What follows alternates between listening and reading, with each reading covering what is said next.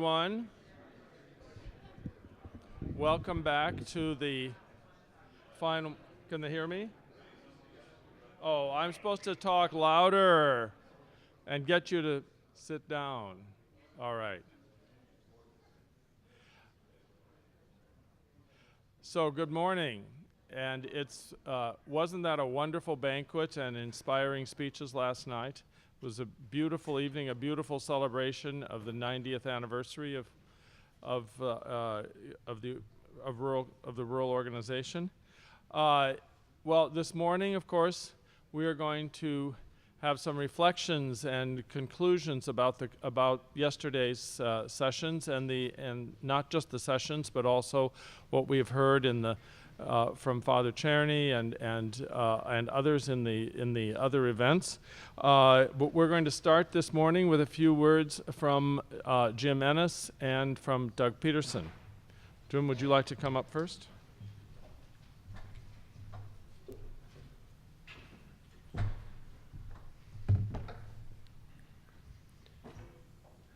So I want to thank you all for your participation in this symposium on faith, food, and the environment.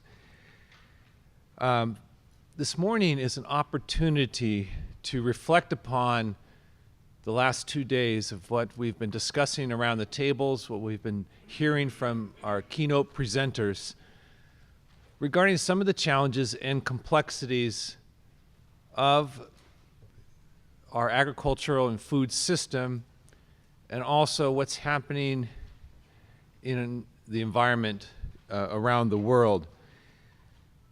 And I want to remind you all that the goal of this project, this is not a one and done symposium, but the goal of this project is to create a series of resources to help guide our future leaders, informed by faith, by offering principles, wisdom drawn from the church's teachings regarding how to navigate through these challenges that leaders are facing in the agricultural and food industries, and especially in regards to how to care for both the human person and the environment, the creation, this earth that we have been gifted with.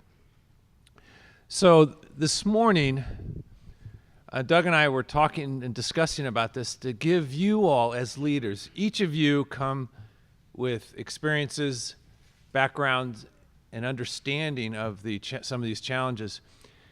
You've been reflecting and discussing in small groups, but today now we're going to give you an opportunity to share some of your insights, but we want to provide some guiding questions that as you think about it, as you come up to the podium or to the microphone over here on the floor, Mike, we ask you to think about these questions, these 3 questions.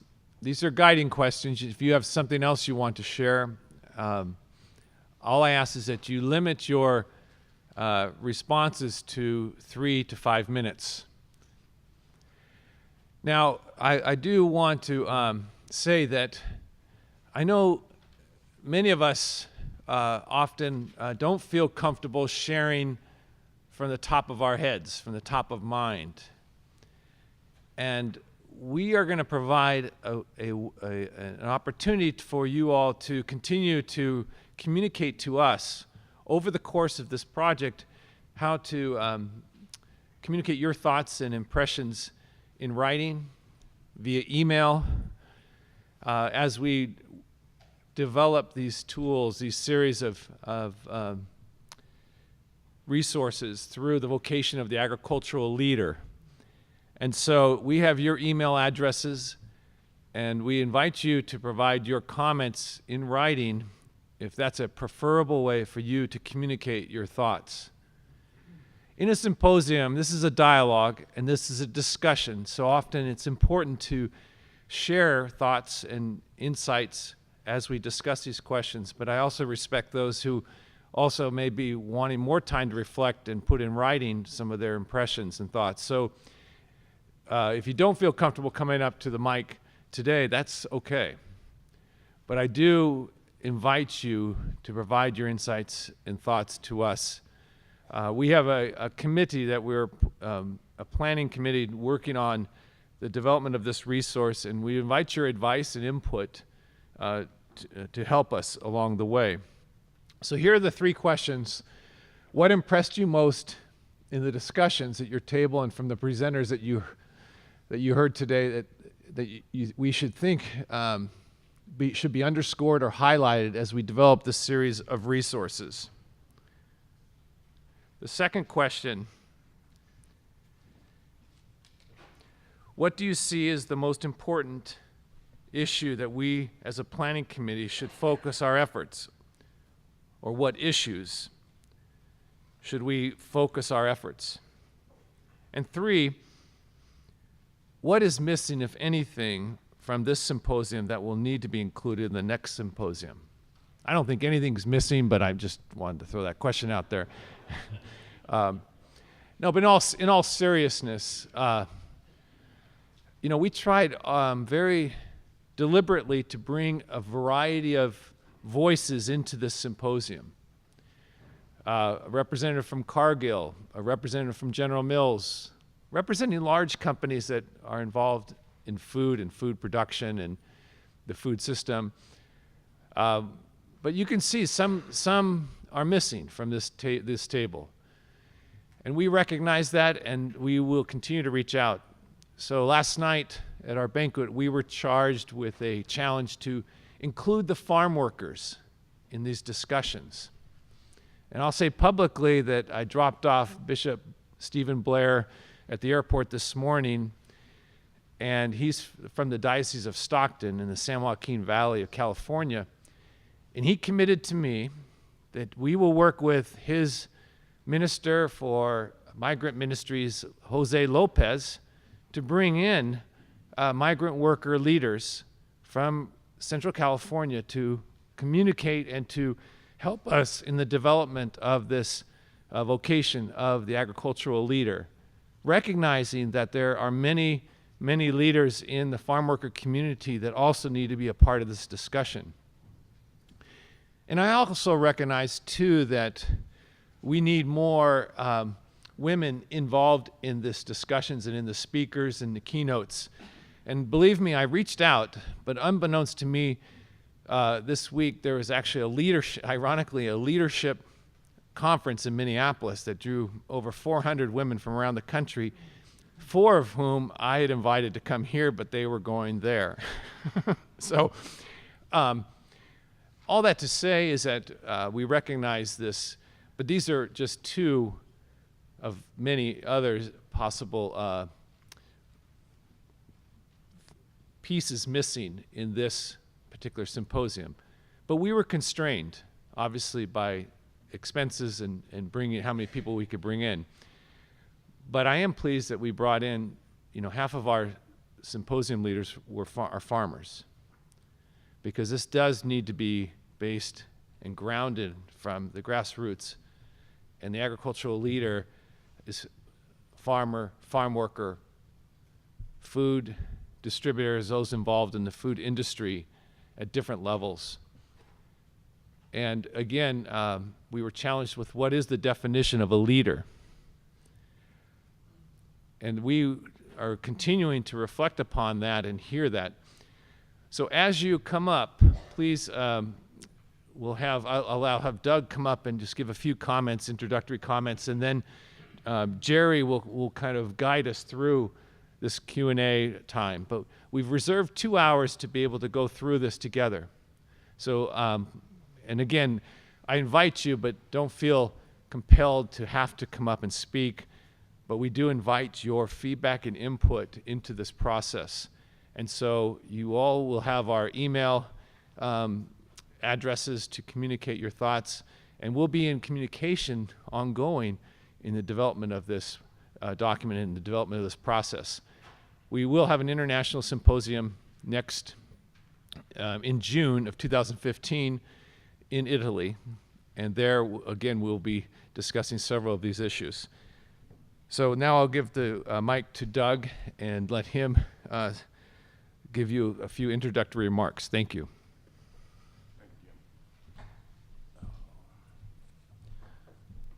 you do have to work today yet, okay? Everybody's so serious. Let's kind of loosen up a little bit. There you go. All right. I hope you've enjoyed your time. We're not done yet. We still have to, oh, good morning. How's this? Better? All right. Everybody's got a smile. Now they can hear me. I don't know if that's a good smile or a bad smile, however. No, we've enjoyed our company here, our fellowship, and we've enjoyed the ideas. And I think we're not quite finished. We got to get down the path. But this path is not ended. As Jim told you, we will have an international symposium.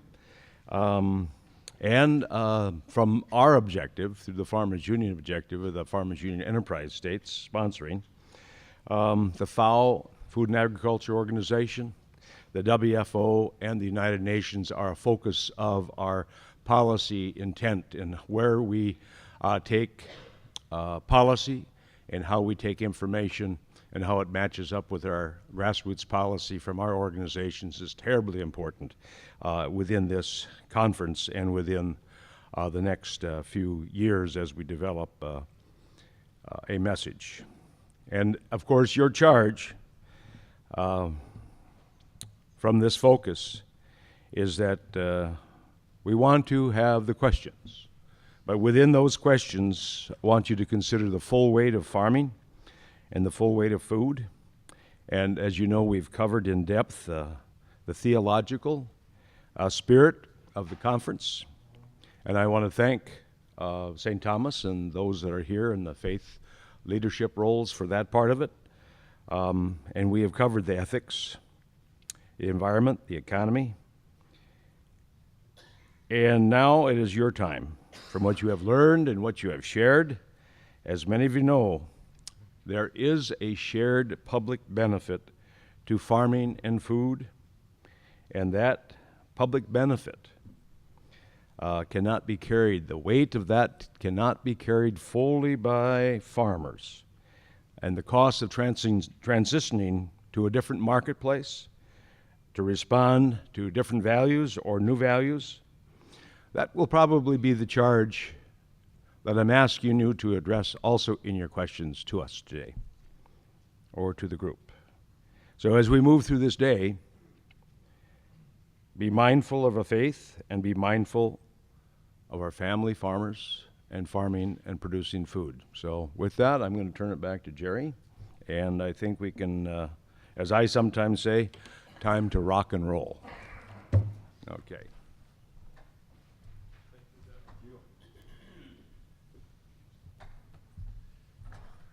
Yes. Before we rock and roll and get to our discussions, we're going to hear from three vice presidents of the International Catholic Rural Conference who are attending the session and observing. I think they might give us some inspiration for our final deliberations. So each of them will speak. One of them just looked up at me that he didn't realize he was supposed to be inspiring, I think. But anyway, we will hear just briefly from each of them. First of all, Mr. Stephen Kagor, who is a farmer in Uganda.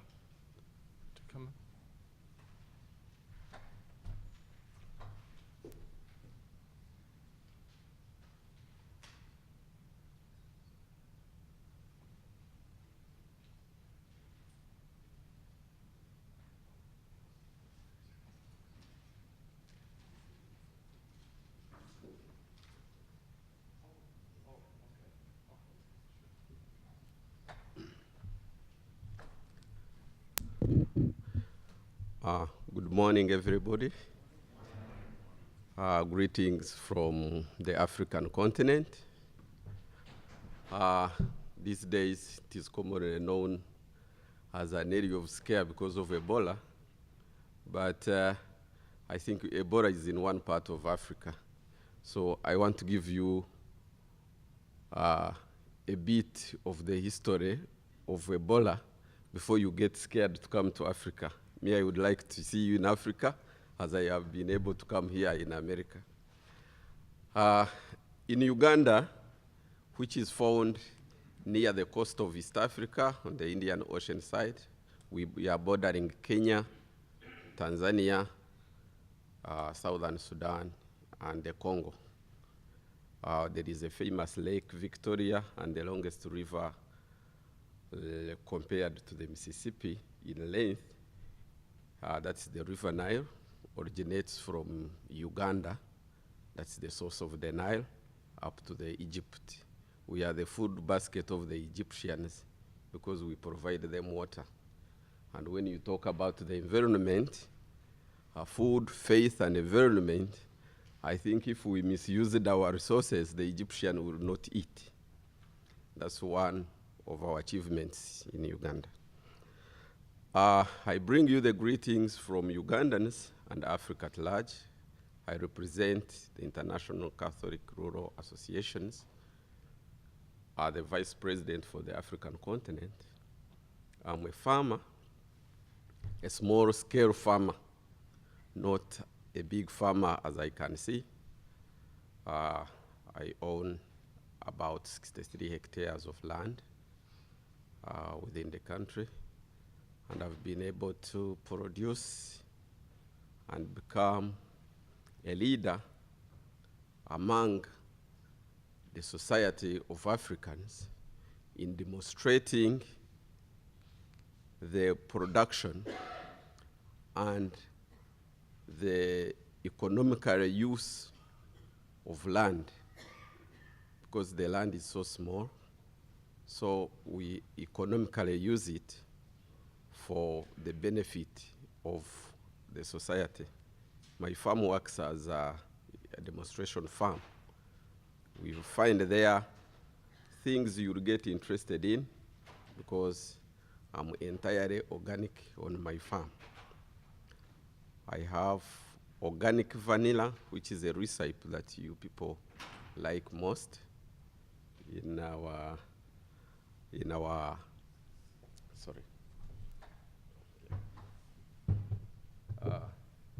organic vanilla.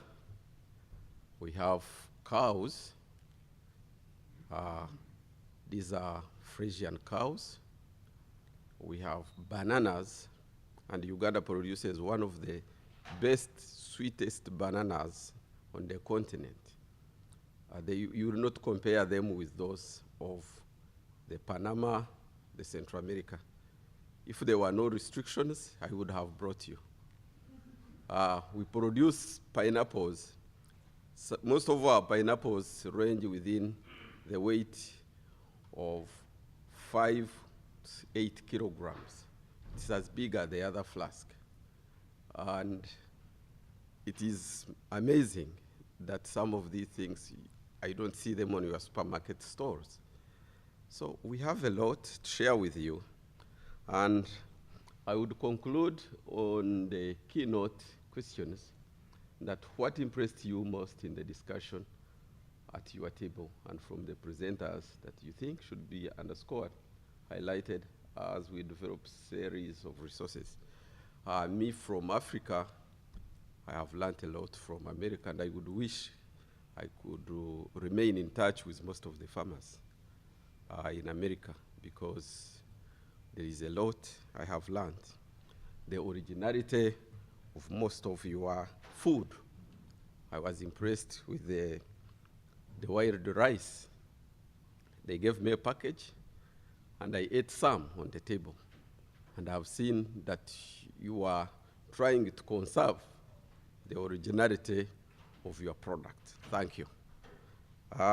Faith, we have had fellowship.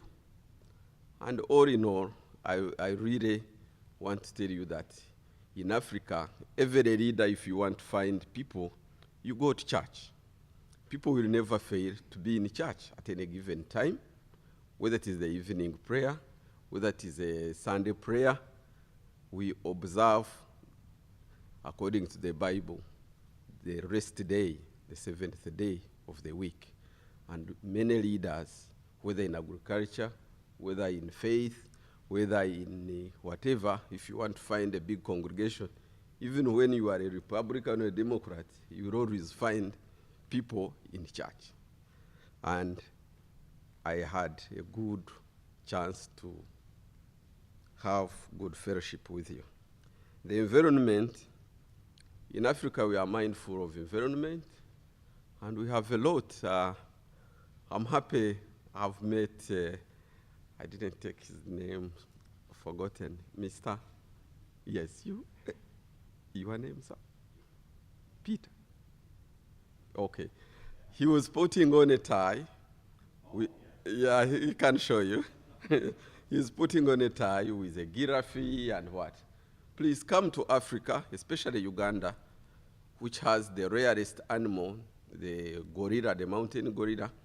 I think we have conserved more than 600 animals out of about 2,000 that are living in the wild. And Uganda is having the biggest population. And you can come and visit us and see the big five. You'll never fail to see the big five, as his tie is showing. The lion, the elephant, the buffalo, the rhino, the giraffe, and others. We have beautiful land, beautiful temperatures. In Uganda, we are at a maximum of 28 degrees and a minimum of about 14 in some areas. So when winter is biting, please come. My address is free. I have distributed some cards, and you can always contact me, and the hospitality you'll get. Back to the Catholic rural life, I would like to thank you for having given me a chance to come to America. I've been traversing the globe somehow. I've been to China, Taiwan, the whole of Europe. This was my first chance to come to America. And from my village, and one of our small-scale farmer, I present this carving to you.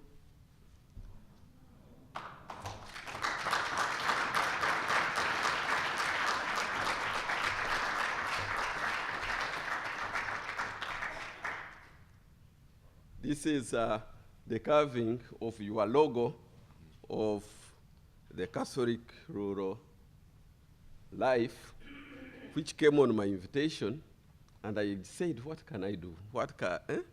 This is very surprising. Let me also surprise them. So we put also, because of faith, we put there the rosary around and put the wordings. So this is a present to the Catholic rural life in America. Thank you. Thank you.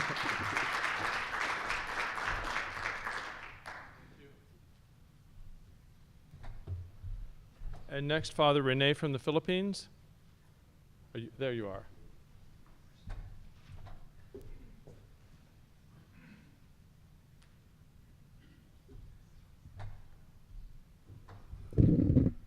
Good morning, my dear brothers and sisters. I'm Father Rene Takastakas. I'm a Jesuit priest. I've been a priest for 14 years already. And I'm a rural sociologist by profession. I finished my doctoral studies at the University of Missouri. And that's the fault of the University of Missouri. They put me in food and agriculture. Now I'm working with small farmers. But no regrets there, because I'm enjoying a lot. And my work has been gravitating around capacitating small farmers to be connected to high-value markets. And we have been organizing farmers there, more than 3,000 farmers, households, and we are training government employees, government staff, so that they will be the ones to organize the farmers, because there are only a few of us, and we have to multiply ourselves, and that's what we are doing. The crops involved include rice, coffee, cacao, vegetables, bananas, and many more. And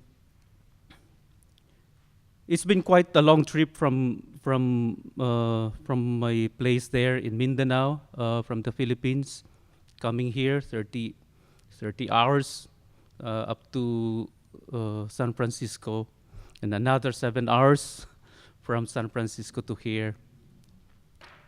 But I thought that was worth it.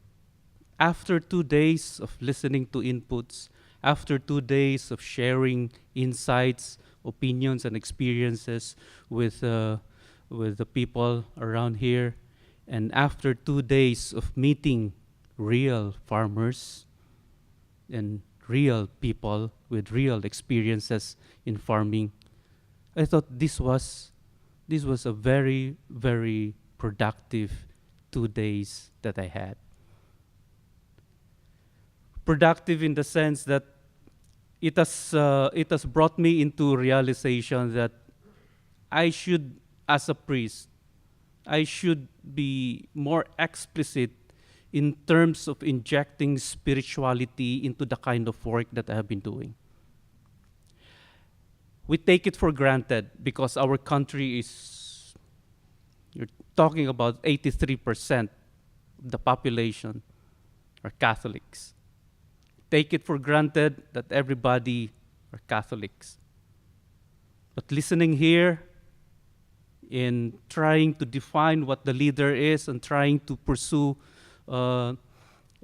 many things about the agricultural leader, I have come into realization that, faith and spirituality should be made more explicit in terms of capacitating our farmers. I cannot just take it for granted that they are Catholics already, but they are Catholics, and we have to make that Catholic identity even more stronger, even more strong and more deliberate on our part, so that that witness to faith may become ever more palpable to many people. We are a country ravaged by typhoons and calamities every year. Last year, we had the typhoon Haiyan and devastated many parts of our country. The other year, we have another typhoon that devastated the southern part of our country. 3 years ago, in my city itself, it was not a strong typhoon, but it just gave us a lot of rain, and it flooded many places there. We have seen so many calamities. We have seen so many suffering. We have experienced so much pain in our country. And in dealing with small farmers, I thought the way to resiliency amidst all these disasters, amidst all these calamities, is really the faith itself. And for me, the faith that comes along with capacitating them, with making them more capable as farmers, more capable as businessmen, okay? Faith would become the source and the fount of their motivation as real farmers. And that's how I thought these conversations in the last 2 days have brought me into realization that I could be effective as a rural sociologist capacitating them. I could be a very efficient manager. I could be a very efficient community organizer. But that would not be enough. With all the things happening in our place, with all the poverty that is still persisting in our country, we need faith. We need that spirituality to get us through it. And I thought Catholic rural life and the invitation to come here was worth it. And that's why I thank you, my dear friends, my dear brothers and sisters, for inviting me here and to be here with you. And what I'm going to bring to my people there are those thoughts, are those opinions, are those insights on how to serve the faith in the midst of pain and suffering that is being experienced by our people. I don't have any token of appreciation. Maybe I can just get this flower. But kidding aside, ladies and gentlemen, thank you very much. Thank you.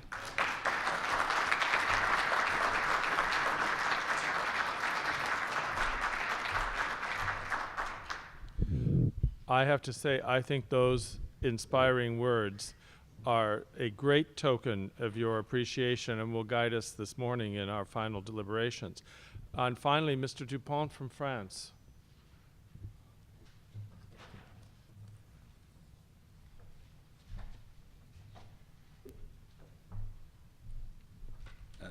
I don't have any token of appreciation either, and I'm not even sure my words will be inspirational. My name is Thierry Dupont. I'm the Vice President of ICRA, on the board with Jim and my friends here. And it's been a great joy during these years to share with Bob at first, who was the first representative of National Rural Association, and then to discover Jim and Chris, and it's been a wonderful experience to live that together. But I had Jim asked me a question that I'm supposed to answer. That is it later on or? Okay, I'll do that. So I have a total lack of legitimacy to answer these questions because I'm not a farmer, I'm not American, I'm a guest, I'm in no position to criticize your work, except to fulfill the legend of the arrogant Frenchman. I was very impressed by talking about arrogance, about the humility of the exchange we had at the table. I knew United States, I knew the East Coast where I studied and the West Coast where I worked. I was not used to such humility, so it's beautiful. I loved the contribution of your Native American friend, of Chris Thompson. I loved walking along the Mississippi River with Ron Rosman. I don't know where he is. Yeah. I loved. Where? Here? Right there, yeah. Okay. So what is missing in that picture? Well, look at this slide. What is missing? People are missing. Animals are missing. Diversity is missing. Even the silo is green. So through this Photoshop miracle, I hear something about is the land of the plenty welcoming more people, being able to have more people working on such a huge surface. You could have more family holdings in the same place. Some of them could be autosufficient with growing their own crops and in diversity, and just sell the surplus instead of being monoculture, mono-exploitation. I don't know. It's not a criticism, just an impression. Please, no guilt. This land was fought for and worked, and every square foot was worked. So there's and the size. Does the size matter? A foreign eye sometimes helps to see the obvious that we do not see in the daily life. Would you care the same way for the soil if you had 4 acres or if you had 4,000 acres? If eating is a moral issue, then farming is a moral issue. How do I farm? Am I free to choose a life that I'm proud of? Did I enlarge my freedom vis-à-vis bankers, vis-à-vis suppliers, vis-à-vis buyers to ensure sound and healthy soil and food? Am I a daring Christian or just a go-with-the-flow type? What am I going to do on Monday to enlarge my freedom, my margin of maneuver, and to enlarge my trust in my community? Thank you.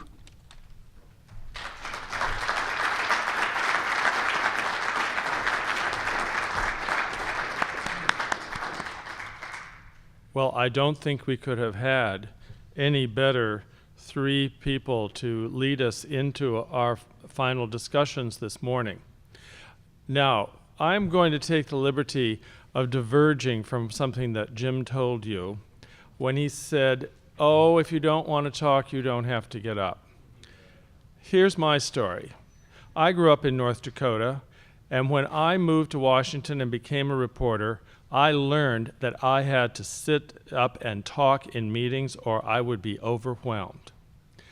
And there were times where, I wasn't used to doing this. And I'm thinking of Mr. Dupont, who is mentioning that he has studied on the East Coast, worked on the West Coast, but never been exposed first to the humility of the Middle West. And sometimes people in the Middle West are too humble. And I think that that's the reason why they are overwhelmed by people with different viewpoints. So when I first became a reporter in Washington and I was in staff meetings at the magazine where I was writing, I learned that if I didn't speak up, well, my story might not get approved. I had to make the case for my story.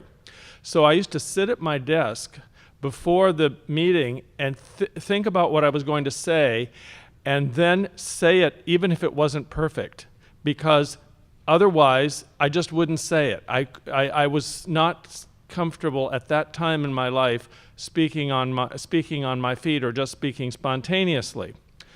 So now, many years later, I give quite a few speeches, and I give quite a few of them in rural America, but not all. I give some of them in big cities. And I will tell you, there is a whole big difference between the audiences. When I speak in a big city, the people are out there asking questions at the end.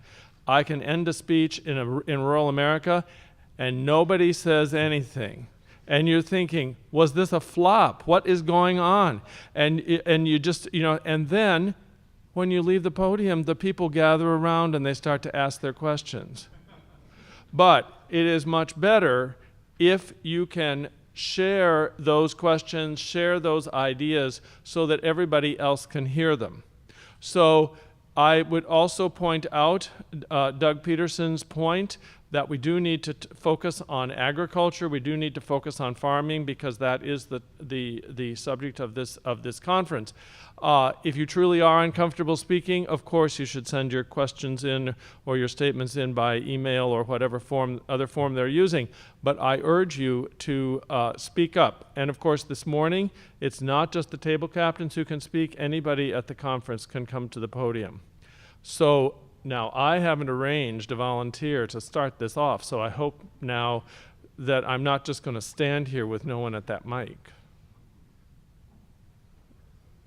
There must be someone to start. Yeah, excuse me. Oh, okay, 2 of you, great. 3, hey. Is this on? Is this on? Yeah. Bishop Warfel from Great Falls, and I'm on the board for Catholic Rural Life. On these 3 questions, I was not exactly sure what was going to happen at the symposium, but what I experienced was something pretty phenomenal in terms of the level of diversity, the different experiences of people, and the various insights that were provided. So I think this is a good first step for a lot of more dialogue and discussion on a lot of very important issues in the area of faith, food, and the environment. In terms of what I saw as most important issues, some of what I've heard was a word that was repeated a number of times. One was dialogue, but the other was sustainability, both in terms of if a farm isn't sustainable economically, it's not going to be there anymore. You know, at the same time, there's sustainability of the development of an industry and the development of food that needs to be sustainable, or we go home hungry. And so that was one of the things that I guess a central point that came to me, and how do we make things to have a sustainable development. And the last part, and I've mentioned this to Jim Ennis, you know, in one of the major food groups that we forget about a lot comes out of the ocean. I lived in Alaska for over 30 years, where the fishing industry was king. And when you have an industry that catches well over 100 million salmon, which we had an option last night at a dinner, plus freshwater walleye, you know, it's a whole industry that, when I think of faith food, maybe it's not agriculture, but it certainly is a major food group. And so it's something I always like to kind of throw a little plug in there, having experienced so many fishermen that provided so much food in our world. Thank you. Before we go to the next one, I just have to comment on what Bishop Werfel said about fishing. I notice more and more of an interest among my readers about fish and the oceans and the habitat for the fish, the sustainability, the healthiness of eating fish. I think this is an important area for the future. The difficulty about covering it in public policy is that it's dispersed among so many different agencies. There isn't a focus like there is with USDA.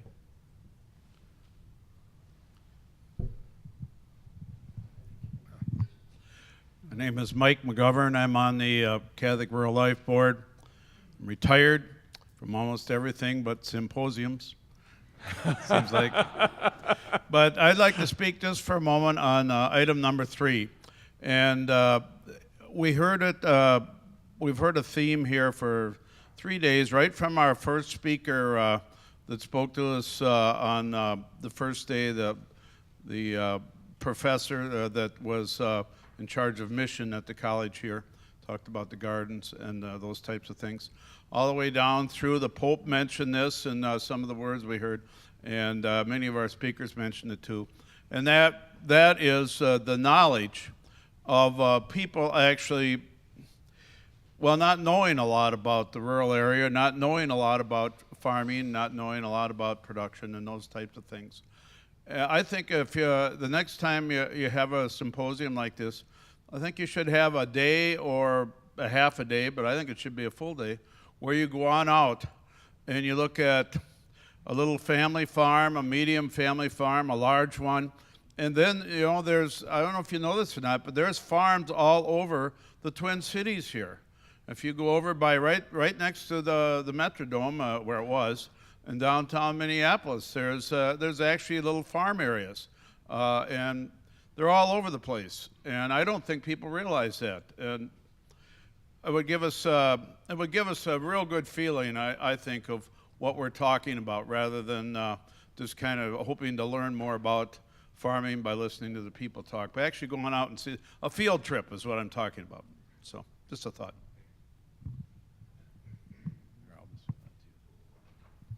Thank you, Mike. My name's George Booty. And a couple things I'd just like to say. I think Father Cherney advised us to include being broadly inclusive, particularly of the poor and disenfranchised. And I think besides the folks that we've talked about, I think that includes also landless beginning farmers, women farmers, poor urban consumers also. And Land Stewardship Project partners with a group called Hope Community in South Minneapolis to bring the idea of gardening, year-round cooking with good food, actually connecting with farmers to access food directly, and evolving into leadership, because they're concerned about racial equity in our institutions and policies. So I think those folks belong at the table too. And in terms of what's missing, I would say that we need to deal both with the personal and structural, or personal and specific in terms of a code of ethics. We also have to deal with the structural and systemic. And if we're going to do that, we have to deal with power, and who has it, who doesn't, what it's used for, who benefits, who's impacted by it, and how do we shift power to control the story of what's possible, to control the flow of resources, to redirect research, as we heard yesterday. So I think we have to address that in the vocation of an agricultural leader. Thank you.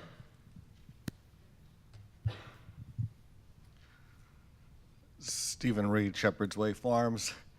We do have 2 hours, is that right? Because I could talk for a couple of hours on the last few days. But first, let me say I wish I'd written something down, because just the last few speakers listening, the wheels are turning. I guess I'd like to first say I'm one of those farms. We're 45 minutes from the airport, straight down 35. So if anybody would like to come down and visit Shepherd's Way Farms before they head out of town, we've had visitors from Uganda. Farmers Union brought and maybe Doug can remind me, I think she was the Southeast Asian Small Farmers Organization down to the farm sometime in the last year or two. We've had the De Laval representative for dairy sheep from France, so we've had a number of visitors to the farm, and of course you'd all be very welcome. I also want to follow up on what George just said. Every day I dance with God. I think everyday farmers dance with God. The challenge that we have is whether or not those farmers are wrestling or letting God lead. And we bear sole responsibility often for where God leads us. So if we have a crisis, a fire, a hailstorm, a tornado, a typhoon, ultimately we're on our own to bail ourselves out. I say that to differentiate what George was talking about, and this may not be what he was referring to, but that first day when I spoke about the farmers being in the middle. There's a whole system of suppliers and inputs that lead us to a level or direction in production, a direction in attitude. And then there's that whole level of where the production of our hands is going, and we don't control those. I don't ever have the sense that they're dancing with God. I don't ever have the sense that their commodity trades are an act of faith, that their marketing of chemicals is an act of faith. I don't ever have the sense that when they reach into that soil and sense those billions potentially of microbes we've heard about the last few days, that they're thinking about anything else other than what's missing from this soil that I can sell this producer. And I think that until we try to bring those folks into this conversation, oftentimes when I go to an event like this, there's that tipping point for me when it becomes preaching to the choir. Okay, is anybody here disagreeing with what's being said? Probably not. We're all kind of on the same page. I personally was challenged by many of the things I heard here, but not challenged in an uncomfortable way, challenged to broaden my thoughts, challenged to incorporate more ideas that I hadn't considered.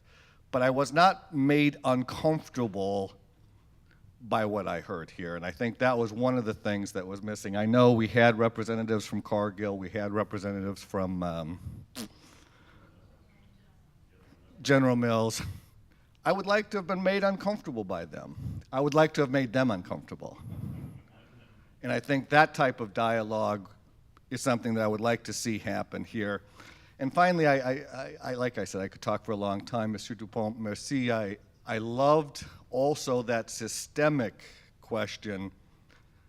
And I can't remember, and I hope that I have a chance to talk with him before I left. I've been looking for him, the farmer from southwestern Iowa. Who is that? And his conversation about, how many farmers could he have in his area supplying Omaha? How many farmers can we have? And maybe not everywhere. Maybe in Montana you have to have 1,000 acres to be profitable. Maybe in Kansas you need 4,000, I don't know.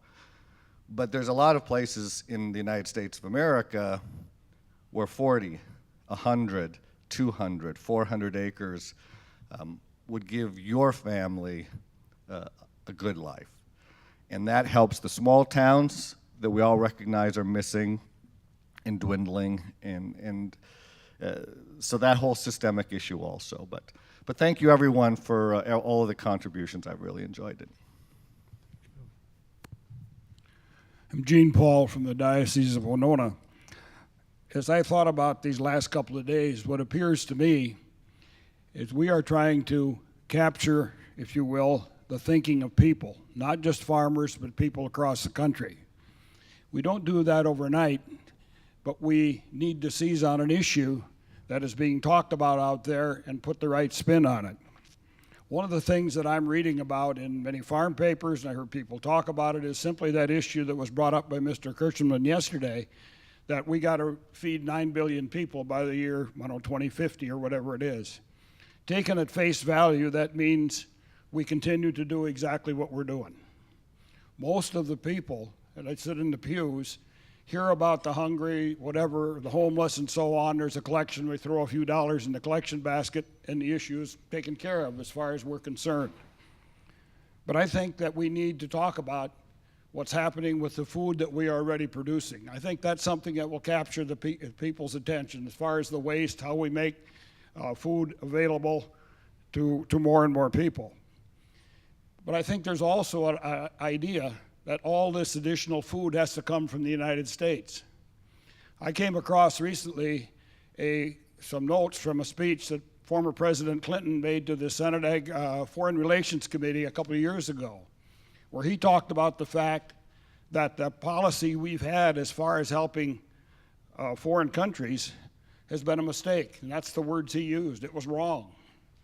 And rather than trying to get them to buy all of our food, we need to help them do a better job of raising food that is natural or to their particular country. So I think we can seize on some of those issues, but how do we get that information out? In our own particular diocese, we do not have a rural life committee. Occasionally we get notices from the Chancery office that says this particular issue is coming up. These are things, notes you could include in your homilies and so on. There's very little, if anything, about food. I think if we could supply some type of information to the diocese that they could hopefully send out to the priests, the deacons, and so on, that could be included in their homilies, their prayers of the faithful, mass intentions, and so on, I think we'd start to change the thinking of people. It's going to be a long process, but we need to start somewhere. And so there was something mentioned yesterday, I believe, but I can't remember who brought it up.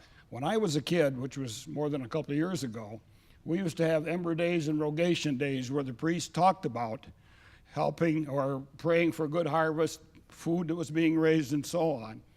They're still on the calendar if you look in the right place. Perhaps in the information we send out to the diocese, we could include some information along that line. Thank you. I wanted to talk just a little bit about how we inform ourselves, where we get our information from, concentration, and farmer engagement. First of all, in farmer engagement, it's vitally important that farmers are engaged with the church on these discussions. You have to hear from us so that you can become better informed. And I would challenge places like the Catholic Bishops' Conference and the Office of Pontifical Justice and so forth to become much more informed about the particulars of what we're talking about. For instance, do you know that 70% of crop insurance, which is now replacing direct payments, that subsidies of that, 70% of it comes from the general taxpayer? That allows, in some ways, concentration because larger farmers who are guaranteed a darn good, pretty good income because of revenue assurance can bid up cash rents and bid up land. It helps. It's not the biggest thing or the only thing, but it helps. So it allows, doesn't allow beginning farmers. It's just another piece. Do you know that 90% of our corn in this country is Roundup Ready? Do you know what Roundup Ready even means? You need to have some working knowledge of what biotechnology really means in its applications. Up until now, nearly all of biotechnology has been involved in inserting a gene of a pesticide or insecticide that you can plant and then spray the crops with Roundup, or you have BT, Bacillus thuringiensis, so that it is resistant to corn borers and rootworms. But as we've been hearing, because we put all our eggs in 90% of the corn, that leads to resistance by weeds and insects to all of this stuff.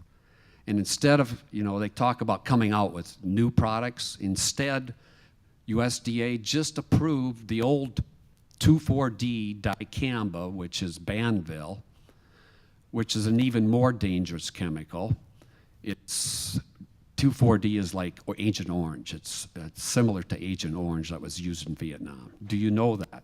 I think you have to have a working knowledge.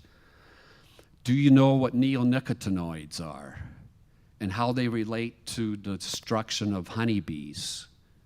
It's a new class of insecticides that is playing, I think, a huge role in that.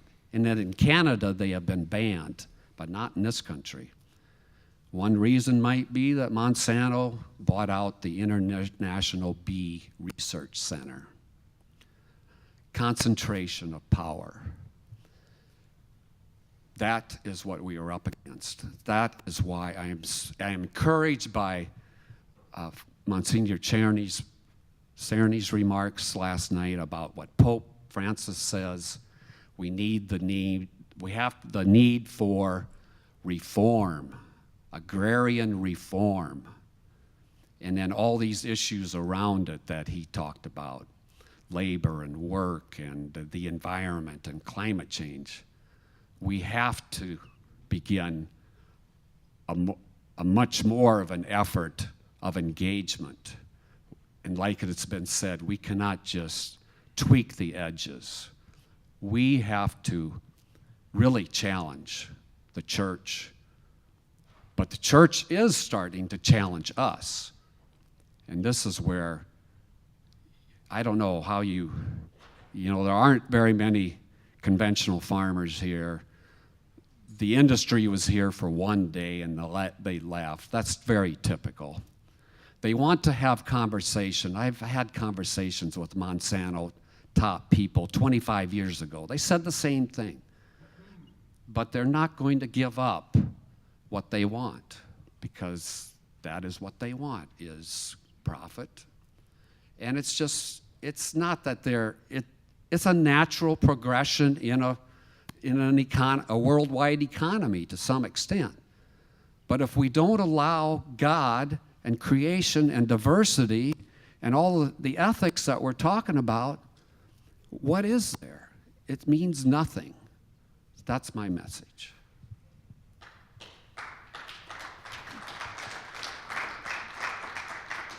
Thank you, Ron. Elvira Ramirez. I agree with so much of what my colleagues have said, and some of what I was going to say they've already hit upon. But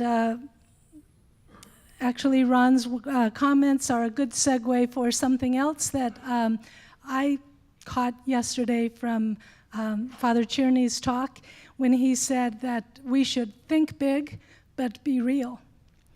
And I have found that that's been part of the difficulty, because when we're thinking the big picture, I am including in my mind and heart the people of Uganda and Tanzania and Latin America and Asia that are subsistence farmers.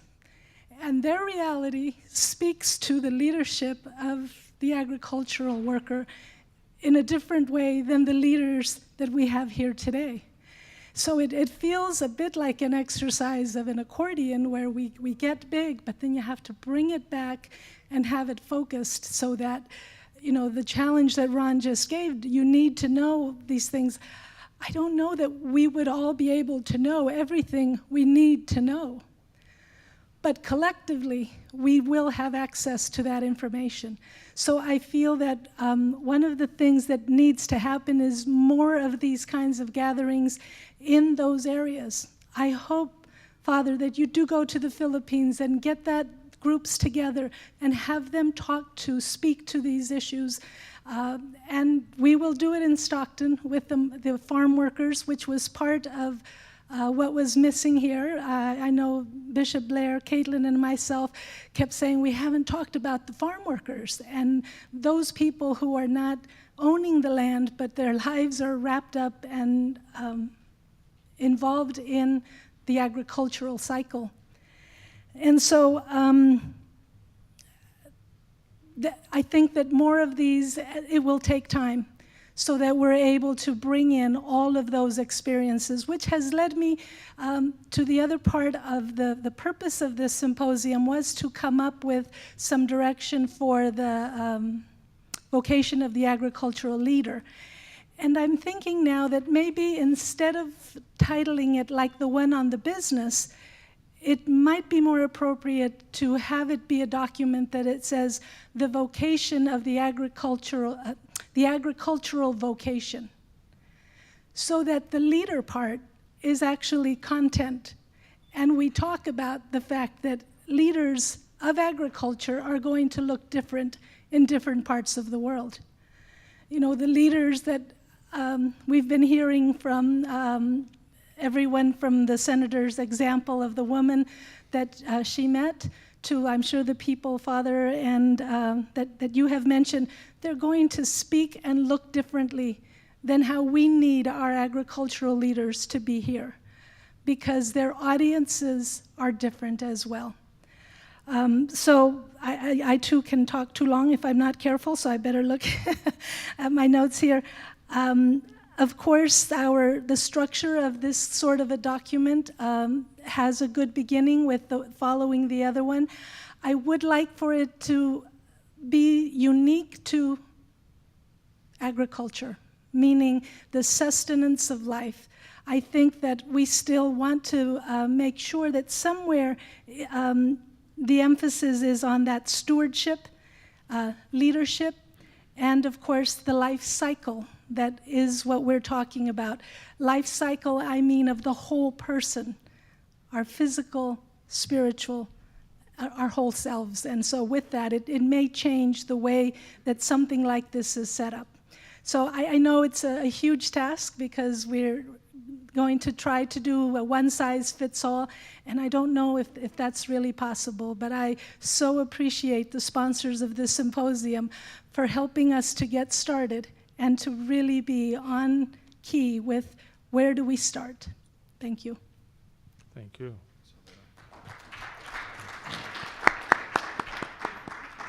Well, good morning, everyone, and thanks for giving me the time here.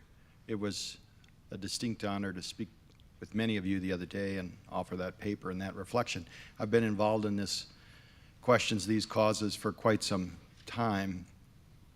As an academic, a philosopher, and a theologian, it can get pretty complicated. But to me, what I would just want to offer, paying attention to creation, paying attention to the Creator, His creatures, caring for the land in a thoughtful way, is just, in my experience, an extremely easy way to love the Lord. And I would just invite that we keep that language of praise and gratitude to our God. And how do we love? One of the ways we do that is just being thoughtful about how we treat our land and our animals and how we consider our neighbors. It gets pretty complicated, I get that, but I'd love to have that. To me, if you came away with anything that I offered, I hope it's that caring for creation is just such an easy way to love the Lord. It's just so easy. And I know you know that, but promoting that and entering into that would be, to me, it's just opened up a relationship with God that I didn't have before. I'm so grateful for that. The other thing I think is missing maybe from the conference is song. And so I'm wondering if, I've never done this before, you can see the palms here. If we just maybe stood up and we expressed and spoke from this space of gratitude, and we try together to join with me, please, in one word of thanks, in one word of gratitude, and one word of prayer. Alleluia, alleluia, alleluia, alleluia, alleluia, alleluia, alleluia, alleluia. Thanks. Thank you.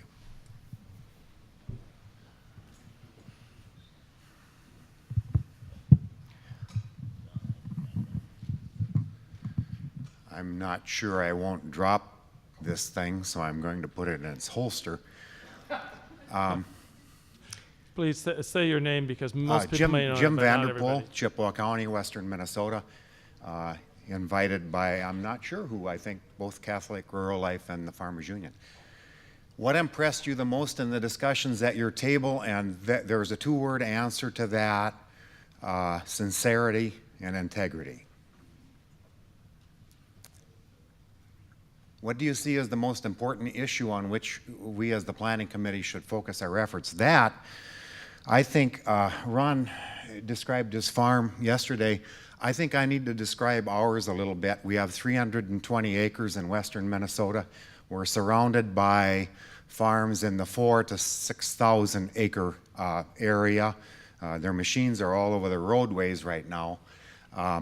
We support, or we have 4 working adult people on that farm. Nobody works off farm. We have 3 teenage kids all employed on the farm. Our farm is about 40% permanent pastures, featuring maybe 7 or 8 different species that I planted, possibly 30 or 40 that God put there. It's grazed by cattle and by hogs, the sow part of the hog operation.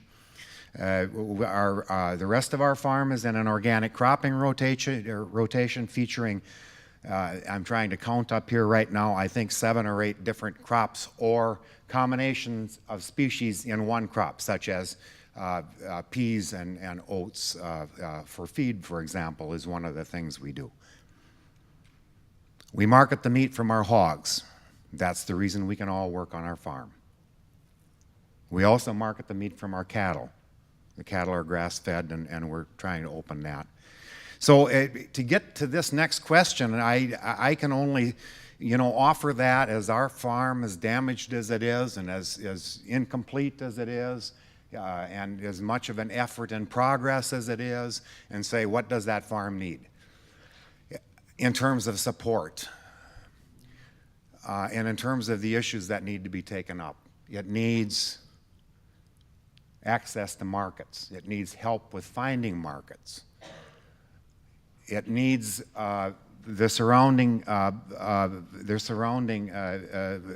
population or society to support the kinds of official functions that are so necessary to it, such as providing enough inspectors so that small plants can run, small processing plants, because we absolutely depend on those.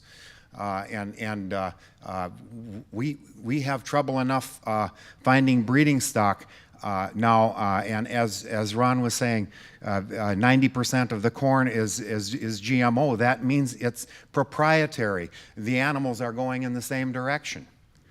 And the question gets to be, can we get our line breeding started on our own farm and get it high enough quality before we can't buy boars anymore? We need help with transitioning our farm. When my dad and mom,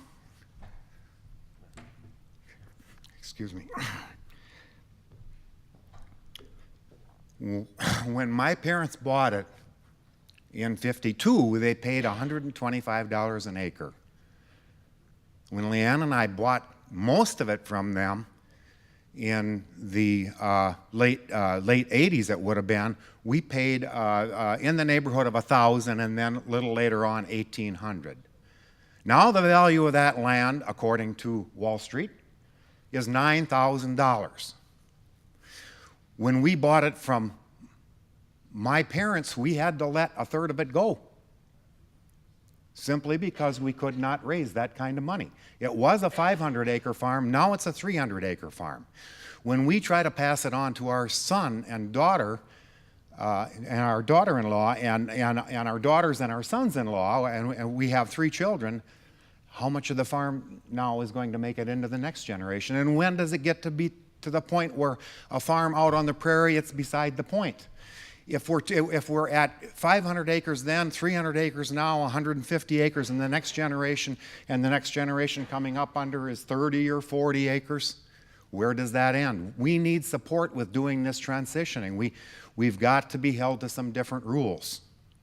We need help with people being very choosy about their food and searching us out. And very many people are doing that, for which we're very grateful.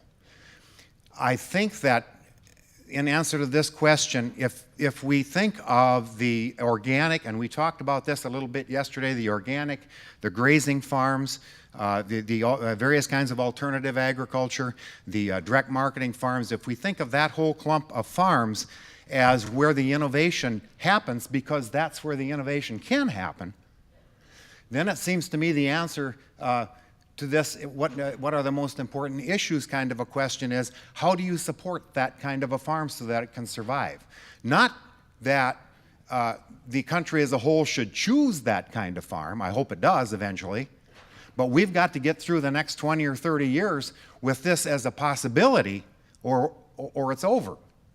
And so how can we support the possibility of our kind of farms so that our family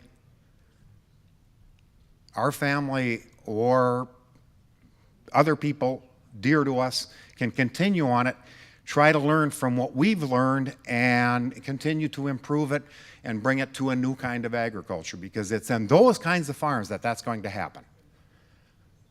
Because anything huge is always wrapped up in enough debt and enough instruction from outside, enough financialization, enough molding from Wall Street, so that there's no room to maneuver. And this last thing I'm going to have a great deal of difficulty saying, and you're going to have a great deal of difficulty hearing, but I think it's important, and I'm going to try to say it. Number 3, what's missing, if anything, from this symposium that should be included in the next one? And every farmer deals with this. It's called carrying capacity. You deal with it as you manage your farm. And I've heard 3 or 4 or 5 times over the last 2 days the figure about how many billions of people we're going to have in whatever the year is. 2050, 2030, I don't know. I'm not getting it firm in my mind. It's a huge number of people.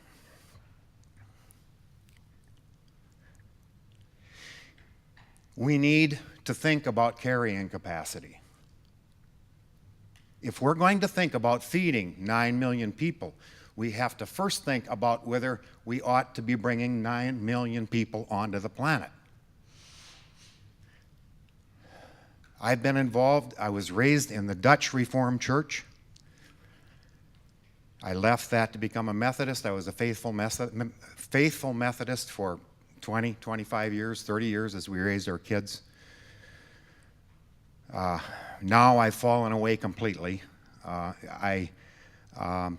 when I look at our politics and some of the mistaken, I think, religious ideas that are impacting on our politics, I'm very, very angry as a citizen. And don't think this is directed at Catholics. It's directed at Christians, including me. I was one for a long time. I don't know if I'll ever be one again. But it's linked with carrying capacity. We need to get our social teachings and our social activities in order so that we don't add to the problem. Thank you.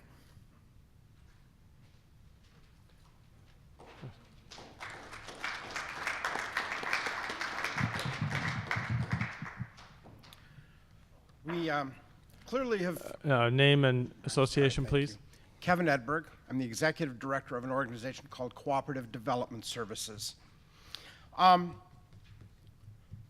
We clearly have tried to take on a challenging task of balancing the interests of those who produce food, those who eat food, and all of those in the middle, farm workers, those who work in food service, and looking at it as a holistic conversation. And that's important because in a complex conversation, sometimes we have to break things down into chunks that we can manage at least for a time. But we can't continue, I don't think, to break down the conversations and keep them in chunks. Contributions of symposia like this that attempt to span that whole gamut of conversation, all parts of the system, including those who are currently not voices at all in the system, is an important contribution. And I valued that about the last 3 days. I've got 5 buckets of stuff, and a couple of them are pretty short. The first one that comes to me is that while the issue of economics is not divorced from the issue of environmental degradation, economic sustainability, habitat improvement, all of these diverse topics that we're talking about, I'm fairly convinced that an economic lens is not the most useful framing or the most useful lens to use in trying to understand and address these topics. It was raised night before last with Father Tierney, and in part as part of a question, but we do have a theology of unfettered capitalism. I call it capitalism run amok, or capitalism on steroids, the no-holds-barred understanding of how we are to order our economic transactions that infects our whole conversation. And I think that if we're to have a thoughtful conversation that bridges the whole breadth of this topic, we need to have rich, thoughtful, and probably very prolonged conversation about what does our understanding of an economy that works for all, what does that look like?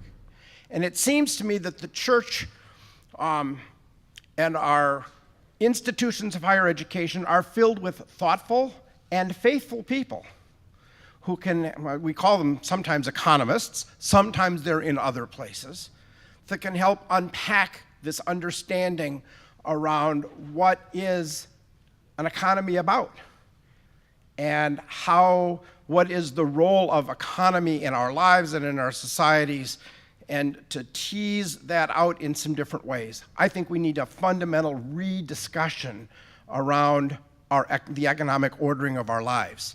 And I think that that's a contribution that the church can make, and that it has tools and resources if it chooses to engage them. We have to go to the belly of the beast, and that's one of them. And I would encourage that to be a part of the thinking about how the church continues to engage on this topic with the resources that it has. I was also struck in echoing Mr. Paul's conversation. I think the church has a prophetic voice to use in a discussion around what does it mean to feed whatever that number of persons is going to be. We already produce enough calories for every human being on the planet to have a reasonable and normal diet. The conversation raised by another about the role of feed grains and the kinds of monocrop culture that we are traditionally talking about is not necessary for us to have a diet, the production of food that becomes the diet for a much larger number of people. But in the absence of a voice from the church, academics and others, the common conversation will jump to, therefore we need more acres of corn, acres of beans, acres of whatever, and more production per acre, et cetera, and there will be a simple but incomplete response to what we really need. And so I would encourage a thoughtful and engaging voice that speaks to the need of small landholders, the needs and opportunities to empower those small landholders in feeding themselves and growing their capacity to feed their neighbors, as distinct from American needs to produce more stuff. I was in agreement with the observation made about the mysteries of creation found in soil science, and how that can be a point of entry into a conversation about how we can transform our understanding of stewardship. I'm a universally trained horticulturist, and not that long ago, but 30 years ago, my training in soil science consisted of, we've got these physical hard structures and they hold some nutrients, and when the nutrients go away, you got to put some more stuff on. And the reality that I experience today as also an operator of about a 40-acre fruit and vegetable operation. 2 weeks ago, I went to Costco and bought 50 pounds of sugar and was spraying that on my soil because the sugar is energy for the flora and fauna that exists in that soil. And the more I understand and the more I grow in my understanding about the complexity of soils and the life of creation that exists, these are not sterile entities. They are living and breathing and respiring and all kinds of stuff going on there that we don't understand very well. And so deepening our understanding and appreciation of that, I think, holds opportunity to unpack more of the mysteries of creation and contribute a point of new entry into engaging these conversations around ecological stewardship. That was the third bucket, by the way. The fourth one is, I really appreciated Dr. DeWitt's formulation yesterday on the role of the vocation of the agricultural leader. And I would not subtract anything from the suggestions that he made. I would add to it, though, that a part of the empowerment of voice, not only is it ours to, as practitioners, to treat land and steward creation, to cultivate and to keep it, but we also need to cultivate our voice and our ability to engage that conversation, including those who currently have no voice. And I think that needs to be a part of that, the attributes of the vocation of an agricultural leader. And I think the last thing that I would offer is that I love to walk my farm in the evening, particularly in the evening. And I get to see things that are going on and the things that change. The swelling of buds and the leafing of trees and the changing of colors in the fall and the dropping of leaves, all part of a natural cycle. And it renews and refreshes me as just one human being. Once the guidance is issued, whatever this document is going to look like, all people of goodwill, faith and goodwill, will need regular ways of engaging with that to have it brought back to our mind.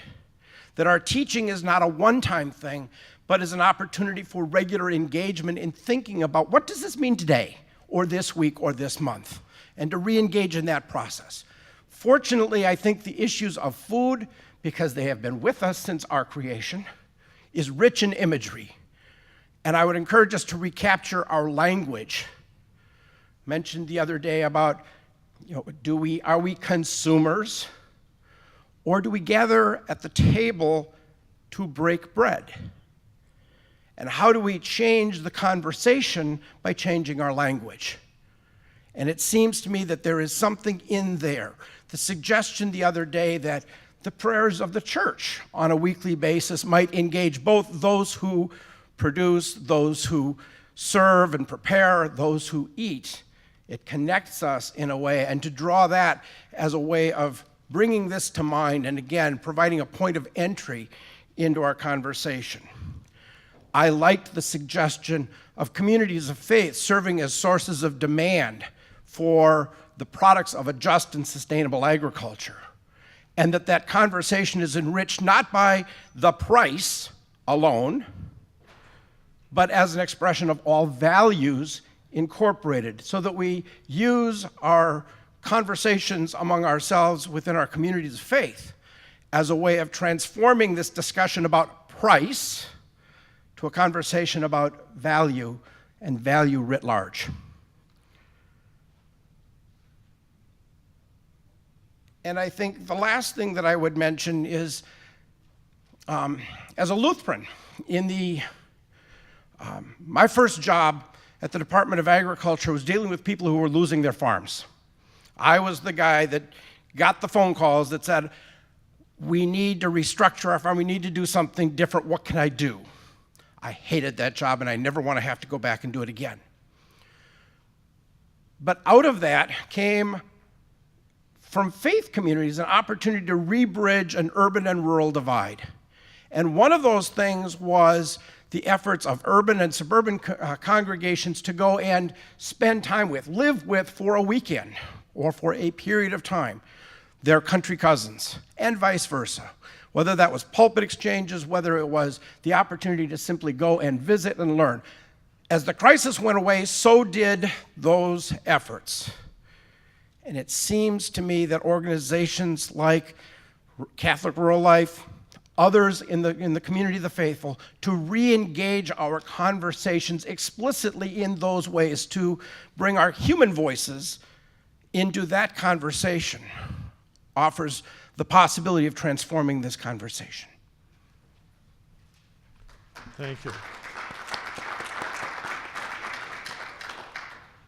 At this point, we have half an hour left, so Fred, I am going to limit each person now to 5 minutes. I'll give you a bit of a warning, but at 5 minutes, I'm going to cut you off so the people in line all have a chance to speak.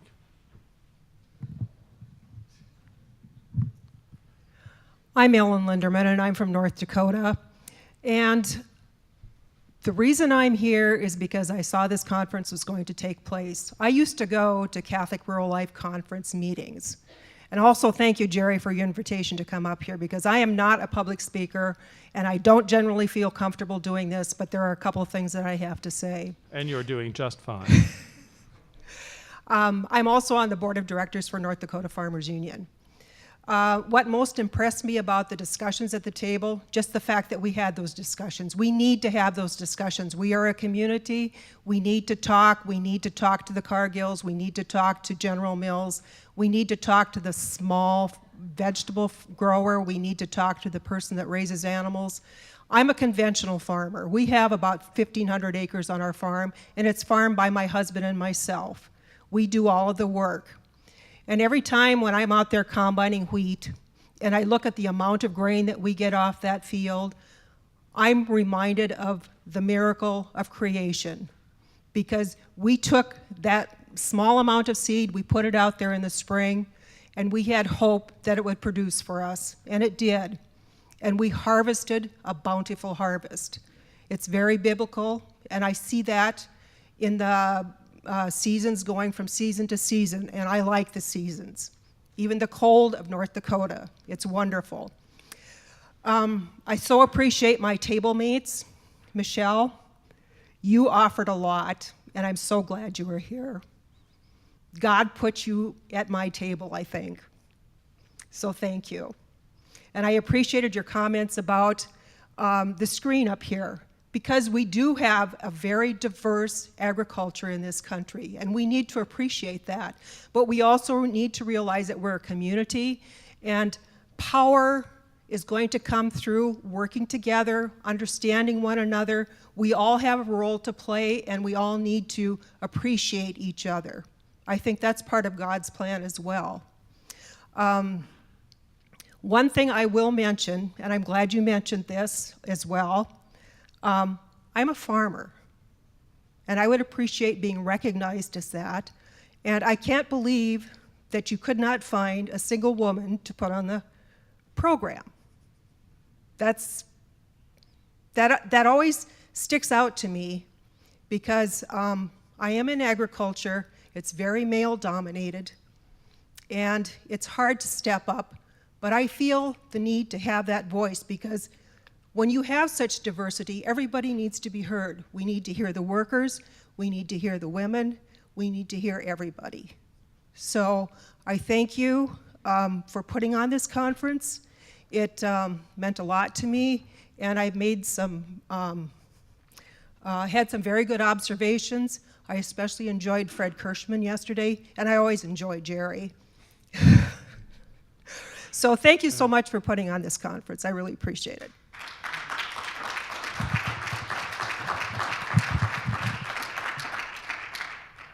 And she stuck within the 5 minutes, too.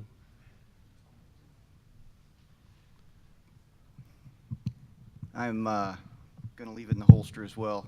I'm Eric Bergman from West Central Montana. Here with my wife, we got a small direct market, diversified farm. We're invited here with the Montana Farmers Union. On board with a lot of discussion surrounding farming practices and things. Our motivation is comes from a need, recognition that there needs to be a reform or a revolution really in how we relate with the land and produce our food and distribute it to people, and for social justice and ecological and every other reason. I came up because I wanted to talk to, one, what has impressed me, and two, something I think we need to be aware of going forward from a symposium like this. Maybe by way, at risk of oversharing a little bit. I come from a Catholic family in Montana, went to Catholic school through the 7th grade, went off to college, and really, I would have to say that, came to my ethical and social, what I thought, my ethical and social position through the secular world, really.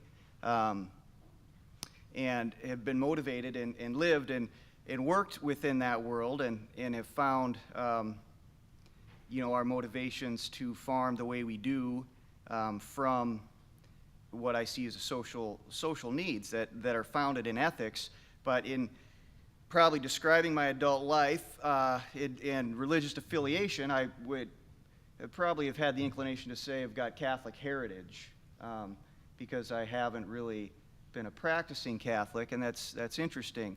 And coming here, getting to what's impressed me, we live in a small village in central Montana.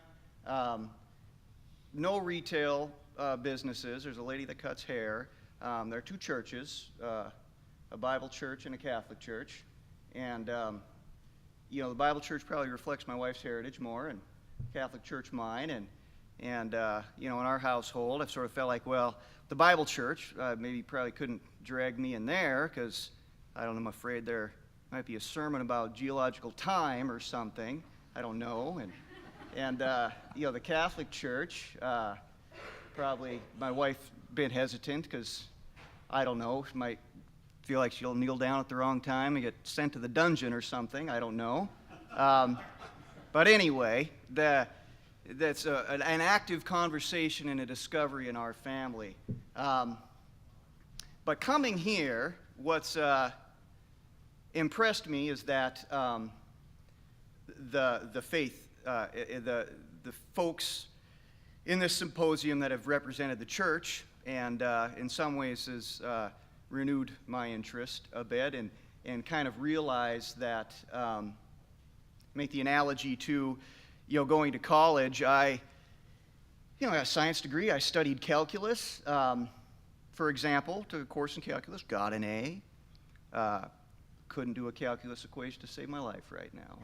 I wouldn't know it if I saw it, right? But did that have a function in forming my understanding of the world and understanding of reality? The things that I've learned that I've forgotten, they absolutely have. And I really see my Catholic upbringing in the school as that, very positive experience. And, is that a foundation in my ethical understanding today and my approach to food and farming in the world? It certainly is. You have 1 minute. So I appreciate that, how the church has represented itself here, certainly. Which leads to the challenge that I see. We've talked about some dichotomies, the organic versus the conventional growers, the producers versus the input and suppliers, and the sellers, the landowners versus workers. These challenges, and the symposium did a good job of making an interfaith environment, but that challenge is going to be the faith community working closely with what this circle will be termed the secular community, because we need us all to move that forward and to find the language of finding the ethical foundation without scaring the folks that maybe not positively associate Christianity in some fashion. I don't know, but that'll be a challenge as we go out in our communities, and we need the faith foundation. We see that more than ever, and that needs to be there. And how do we effectively communicate that with our brothers and sisters that aren't necessarily affiliated? Thank you.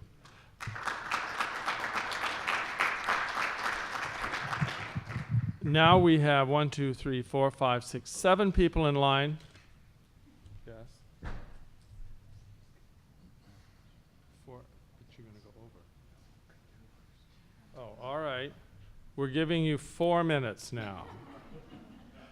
Okay, and I am going to have to be a strict timekeeper. Okay, I'll do my best to be brief. And Okay. I'm Adam Kay. I'm the Director of Environmental Science here at the University of St. Thomas. I wanted to say thank you to Jim Ennis for inviting me to this, and because that helps me make my point. I walked with Jim fairly recently, and he was asking me to be part of this. And I told him right up front that I want to be clear, I'm a non-believer. And I've been an atheist for years, and I'm fully confident in those beliefs. At the same time, I'm a professor here at the University of St. Thomas, and I interact with a diverse array of students. I have students that are strict Catholics. I have students that are purely secular. I live in an urban environment. I do research projects that are embedded in my communities. I have a lot of community partners, and some of them are believers, some of them are not. They do amazing work, amazing positive work for the community. And I think that it's critical going forward to be as welcoming as possible to all of the people that want to do good work for our society. These problems that we're addressing here are gigantic, and I've heard people talk with a lot of passion about their individual circumstances. I think something that's missing is the extent to which this is a global issue and the magnitude of these problems. Because I know from environmental science research that there are major issues in terms of closing yield gaps across the globe, identifying crops in tropical areas that can be modified in a way to increase yields, dealing with environmental impacts that are extended far beyond individual farms.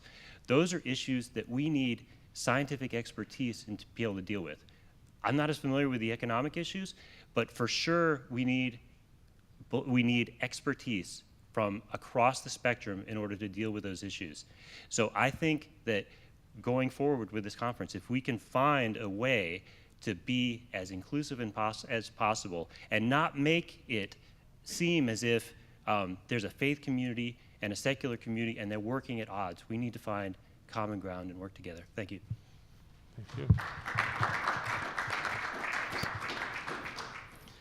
Thank you for this, really what I think is a wonderful gathering and a great conference. I could have never imagined I'd see this many bishops in one place. And so I'm from St. Francis, Kansas, Mike Callicrate, and I'm in the meat business, the food business. I farm and I ranch in St. Francis, Kansas. And just one thought about St. Francis. He loved animals. let's get the animal welfare group community involved heavily in this. They're huge, and they're driven, and they need to be a part of this, this conversation. And I think about faith, and I think about the importance of adding action to faith. And so about 16 years ago, myself, Gene Paul, Brother David Andrews, Fred Stokes, several people from around the country formed an organization called the Organization for Competitive Markets.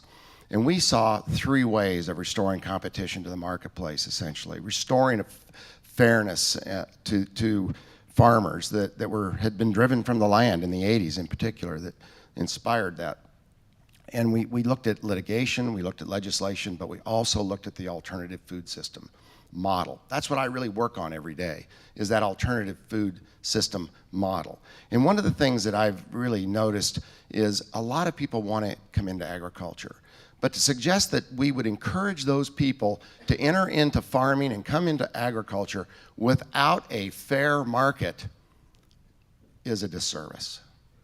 We have got to bring back fair markets. We need antitrust law enforcement. Cargill, Tyson, JBS, these big corporations need a really big kick in the pants with an antitrust law that is enforced. It's already on the books. We just don't have the will to enforce it. And I think about Earl Butz. How long ago was that he suggested that farming was a business, not a way of life? Absolutely, and so he shepherded in the industrial food system, which we now, in my view at least, consider a complete failure, and we do need to bring family farmers back to the land. But we talked about making Cargill uncomfortable. Well, let me tell you, I had a really good conversation with Emery Koenig the first evening, and I did make him uncomfortable. But what I learned from Emery, and let me share it with everybody, Jim, I promised you I would let you know what Emery had to say. He admitted that Walmart dictates terms to them. So Walmart needs a kick in the antitrust pants as well. Walmart dictates terms to Cargill, to Tyson, to JBS, and all of them. So let's address that problem. Emery said that their shareholders demand 12.5% return on their investment. I said, well, how is that even reasonable when you're in the commodity business? And he argued a bit. And particularly with Walmart pushing down on you, where do you go to make the 12.5%? We all know exactly where he goes to make that 12.5%. But the other thing I got from Emery is the world is their colony. The world, if the US doesn't work for them, they'll go to China and they'll go elsewhere. And so we really do have to address this market power, and it has to be more than dialogue. It has to be action. Mike, you have 1 minute. And so also we have to recognize that the more pressure we apply, the more resistance we're going to face, and we really need to collaborate. So let's restore economic fairness, equal opportunity, and social justice. Thank you.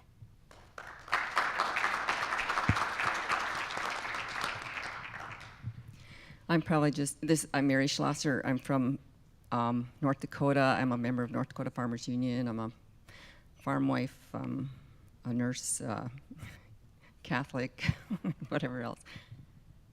I'm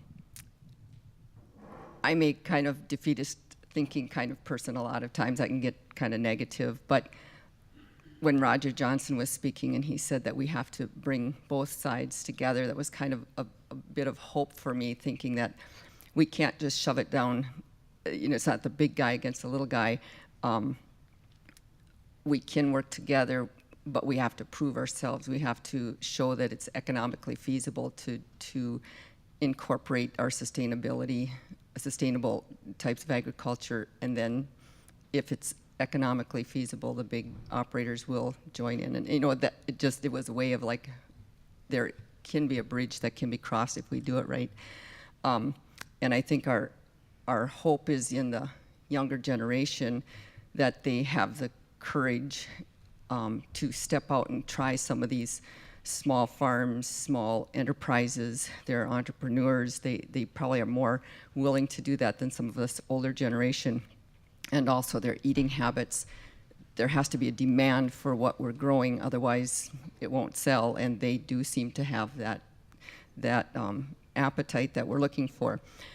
But again, going back to Tuesday when I was very down and disappointed, it makes me think it's all in messaging, it doesn't matter what you do, as long as you message it right, it just seems to get across. So we need to just, it's in the language, like it used to be social justice was a good word, and now for some reason socialist is a bad word, or going to college was a good thing, and now you're an elitist if you go to college. I mean, it's in messaging. You know, a community organizer was a good thing. You know, that's what Farmers Union used to do. Now a community organizer is a bad thing. So it's in messaging, and I think one way that we can get the message out again, okay, I'm a Catholic, so I think I can say these things. I really appreciate the recovering Methodist over there where he's at. It's like we're at an AA meeting, we're all admitting our things.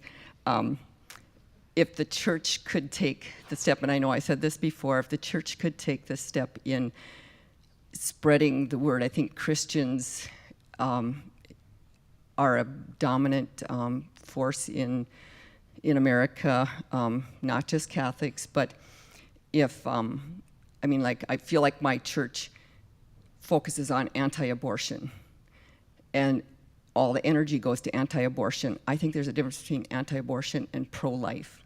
Pro-life to me is morally feeding the nation. It goes beyond having babies. It fights child abuse, domestic violence. When children go to bed hungry, shouldn't we be preaching that as much as we're preaching anti-abortion? And I know I've written letters to our bishop. My mom writes letters and says, you know, okay, I'll continue to give to God's gift, but I'm going to be watching. You know, I mean, she's a pretty brave lady. Anyway, so the other thing, you know, like if the Catholic Church can get on board and the other churches get on board, it's in messaging to the people. And I wanted to just wonder why we aren't using these that were out there. I have the little sticker on my car, "Our Pope gives us hope." This Pope has been very encouraging, has changed a lot of things, and I think people who have never gone to church or are not Catholics, you hear them responding to things all the time. What this Pope has done and has said really carries a strong message, and I think people respond to that, and I was encouraged to hear that he's going to be speaking on farming, or, you know, those kinds of issues, and I think it would carry a lot of weight, and if our bishops would get on board and our priests and the rest of us Catholics, if we all get on board and spread the message, it's got to start like dripping water, and it'll eventually spread, but it's got to start somewhere, and I think we can start it. Thank you, Mary.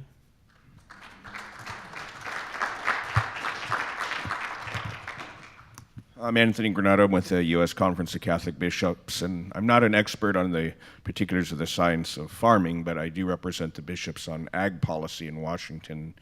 And my thoughts are more on the church's angle. First of all, thank you, Jim, and the board and University of St. Thomas for holding this event, and the bishops who are here, and Jerry. We appreciate all of the gathering and all of you here today. I'll keep my comments very quick.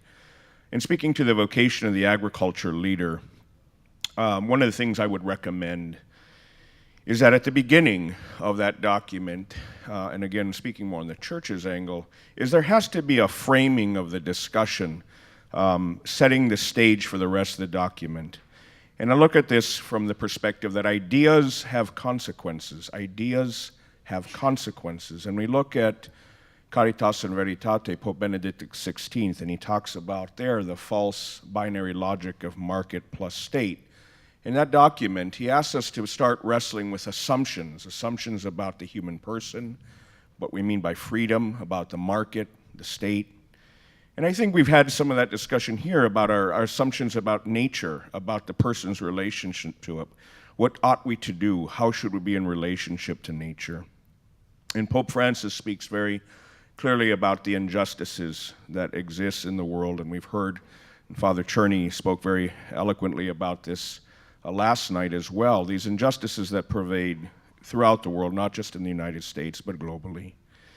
And one of the things in his document, Evangelii Gaudium, that come out that he suggested when looking at pervasive injustice, you know, we can't talk about fairness in agriculture without talking about fairness in other sectors of society, because they are related. But Pope Francis suggests that when there is such pervasive injustice, he suggests that and this is building on previous popes, by the way, that the socioeconomic order is flawed at its root, is what he wrote.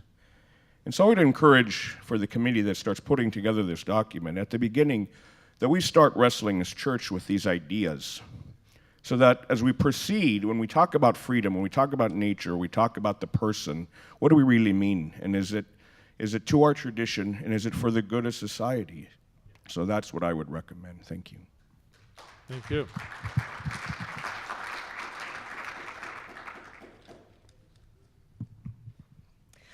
Good morning. I'm Caitlin Rodner Sutter. I'm the Environmental Justice Program Director at Catholic Charities in the Diocese of Stockton, California.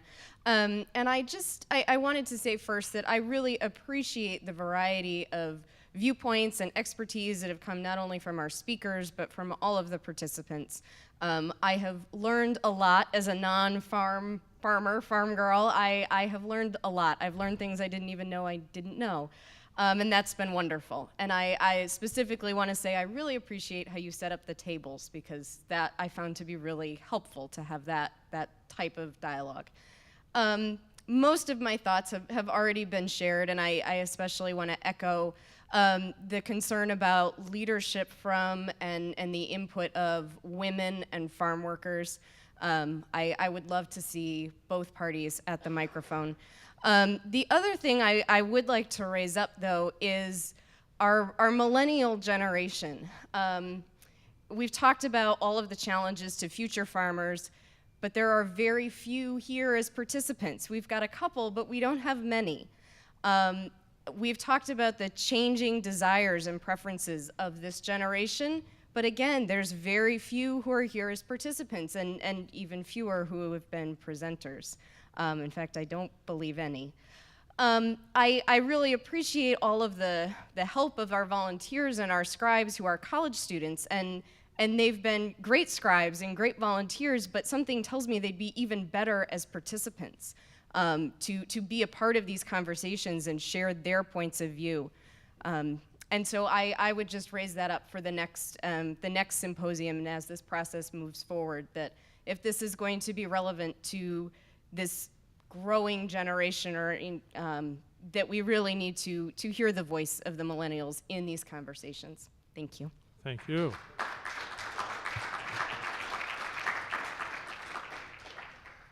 Hi, my name is Nancy Slattery, and I'm a member of the Wisconsin Farmers Union. And 2 points that I really want, and hopefully they're short. We witnessed a translator yesterday who spoke for the gentleman from Italy. Now, my husband translates also in Japan, and he says, and I bring this up only from the next meeting is going to be in Italy. None of you speak Italian, or very few. If you hire a translator, give them 2-hour shifts, and then have them replaced, because brains turn to mush. It is not that I can't do it, and if you can't do it, you hire someone, but make it a shorter time, because then they will bring more energy, they will bring more, and you will have more courtesy. And it's also fair and just, so please don't require someone to do an 8-hour shift and then expect them to just go away and take the check. It's a real job, and it's a hard one. So please do that. It'll be helpful for you, it'll be helpful for them. Now, the other point that I wanted to bring up is, in all of this, what was missing? We've all heard about how oil is used as a weapon in many parts of the world where, they have it, we want it, and they hold it back or they charge too much for it. I think the U.S. uses food as a weapon in many, many ways, where we have structured our policies to sell, give, allow food to go to countries only if they agree with us or if they give us something we want. And if food is a right, then we do not have a it is not just to hold it back. There are many times in this country where we ship them what we don't want, which is almost getting moldy, so that we look good. Well, I think that's not good. I don't think that's just. I don't think that's Christian. I don't think that's anything except us trying to get and build a reputation as a good person instead of a bully. So, I mean, my area of knowledge, my husband's a farmer. He's a member of the Farmers Union. But as a human being, I can't believe that we need to hold food as a weapon over somebody because they might not let our ships go through their strait or whatever. I mean, this is not just. Thank you.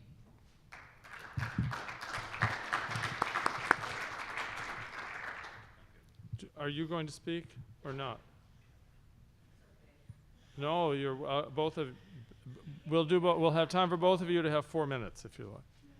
Oh, okay, 4 minutes. That will do it easy because I thought I had a half hour because we're not going to adjourn until 11:30. So. Oh well, we have ending moments here. That's fine. Okay. My name is Don Bina, and I haven't been at the podium or up before you. I'm really impressed with the people we have at this seminar. I am a farmer from La Crosse County down in Wisconsin. I've been in the Farmers Union all my life. I started out as president, and now I'm kind of retired. I met Alan from the Dakotas.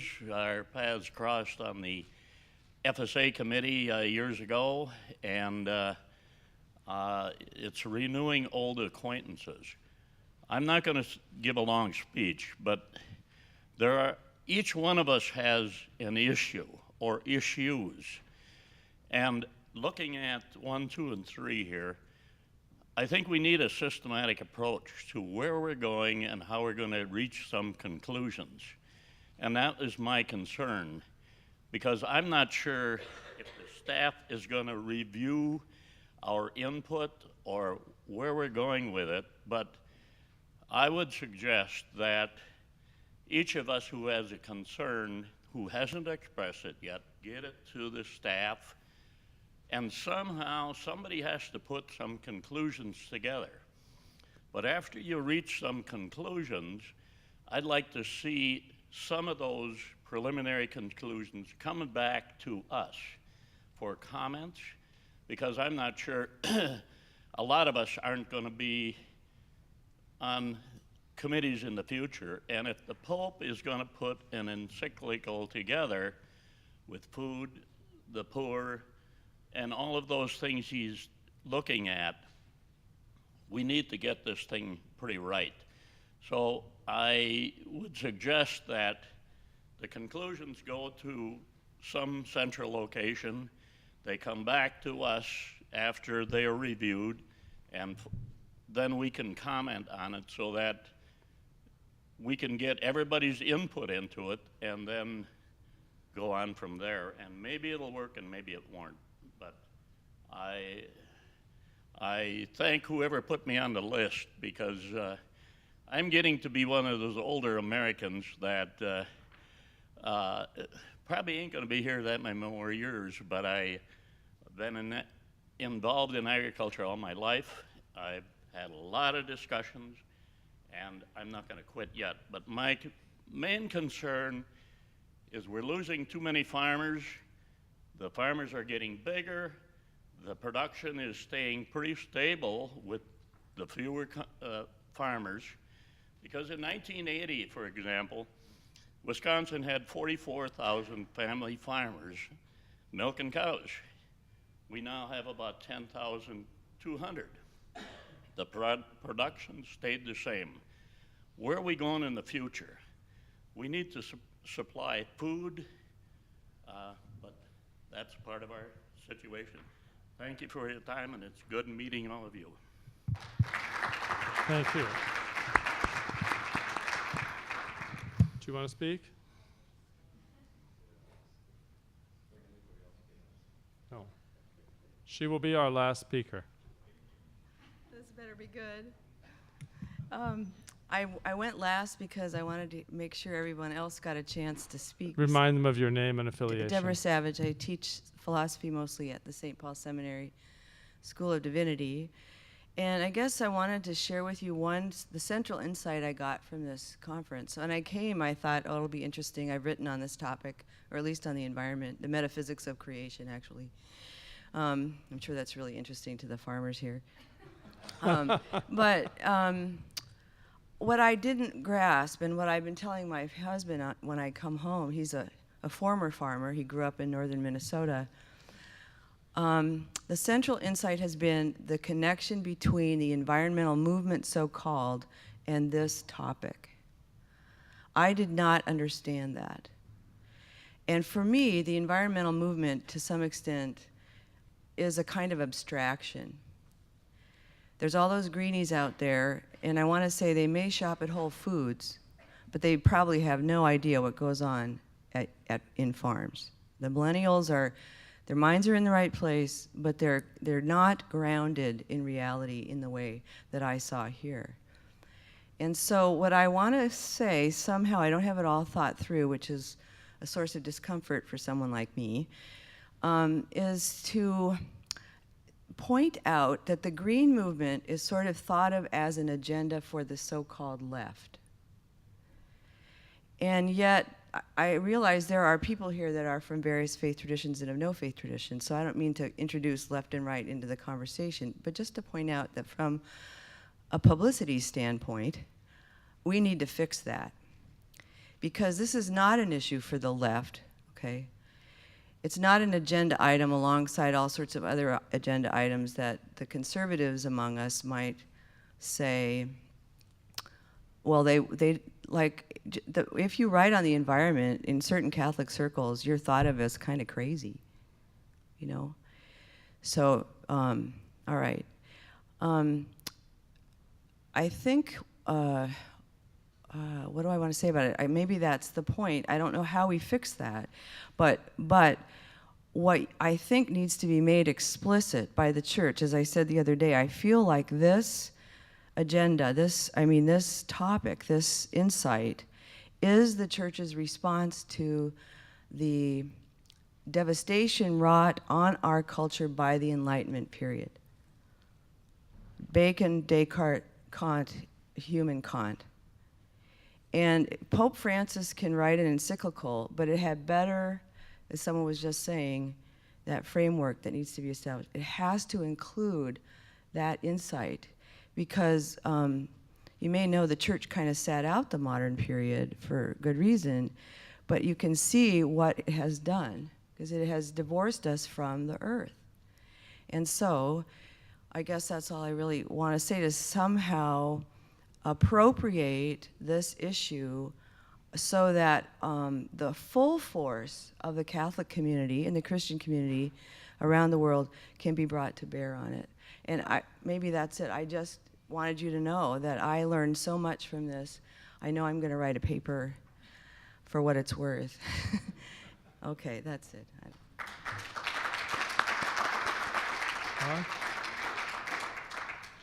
All right, 1 minute.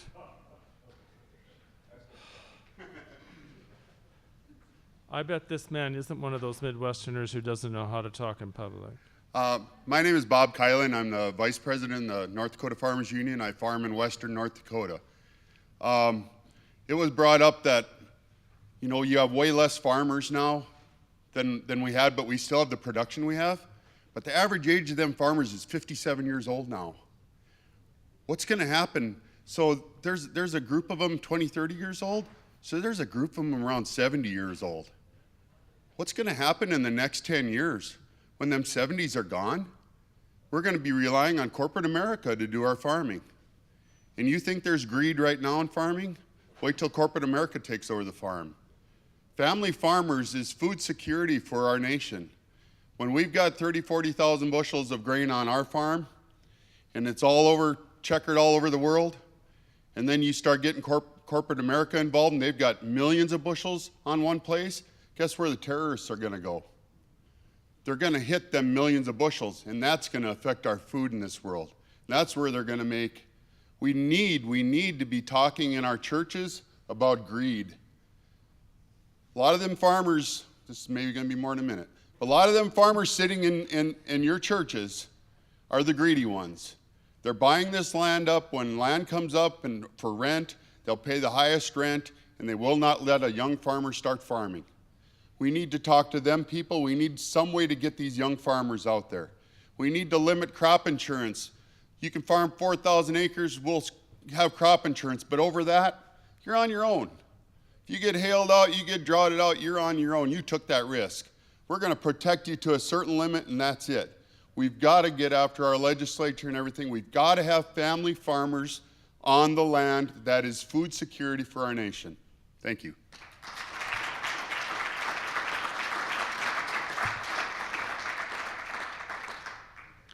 Well, thank you. This brings our discussion to an end. I'm going to turn it over to Jim and to Doug. I'm just going to mention two things. Just one thing that I saw not brought up here, and that is in Washington, I see the debate about the earning power of people in agriculture being extended from the farm workers to the restaurant workers. Most restaurant workers are paid really low wages, and they have no sick leave. And the question that is now being asked is, are restaurant workers going to work when they're sick and making the customers sick and their other employees sick because they don't have sick leave?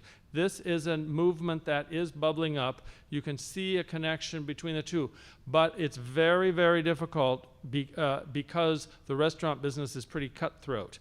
And even the chefs who are into the local foods, etc., are not very enthusiastic about being forced to provide health care and time off to their workers. So I just bring this up because on a national basis, I see this debate going all the way from the farm workers to the farmers to the restaurant workers. Just bring that up. Personally, I have very much enjoyed this, and I'm going to admit that since I said I cover everything about agriculture, from the farm subsidies to Michelle Obama's garden and the campaign against obesity, this includes all the nutrition programs, and I certainly have viewed the Catholic Church as much more of an advocate on the nutrition programs than I have on agriculture. So this agricultural policy. So this is very, very interesting to me. One final note, you will be able to see the events here, which have been taped, on this website, faithfoodenvironment.org. You can see it right there, if you can write that down. You can also sign up for Rural Catholic Life's e-bulletin if you like. And also they will put up the transcripts and other information about the conferences they become available. And with that, I will turn it over to Jim, I think.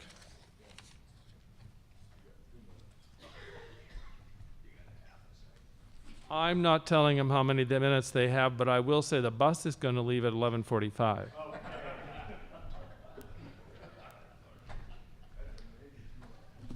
Well, first of all, I'd like to give Jerry a big hand for emceeing for the last 2 days. He's done a wonderful job. And I also want to thank all of you for taking 3 days out of your busy schedules. I know many of you, and you all are leaders and extremely busy with demanding schedules. And I'm just so grateful. Based on the feedback that we just heard, you can just tell the wisdom in this room. So the process, the next steps,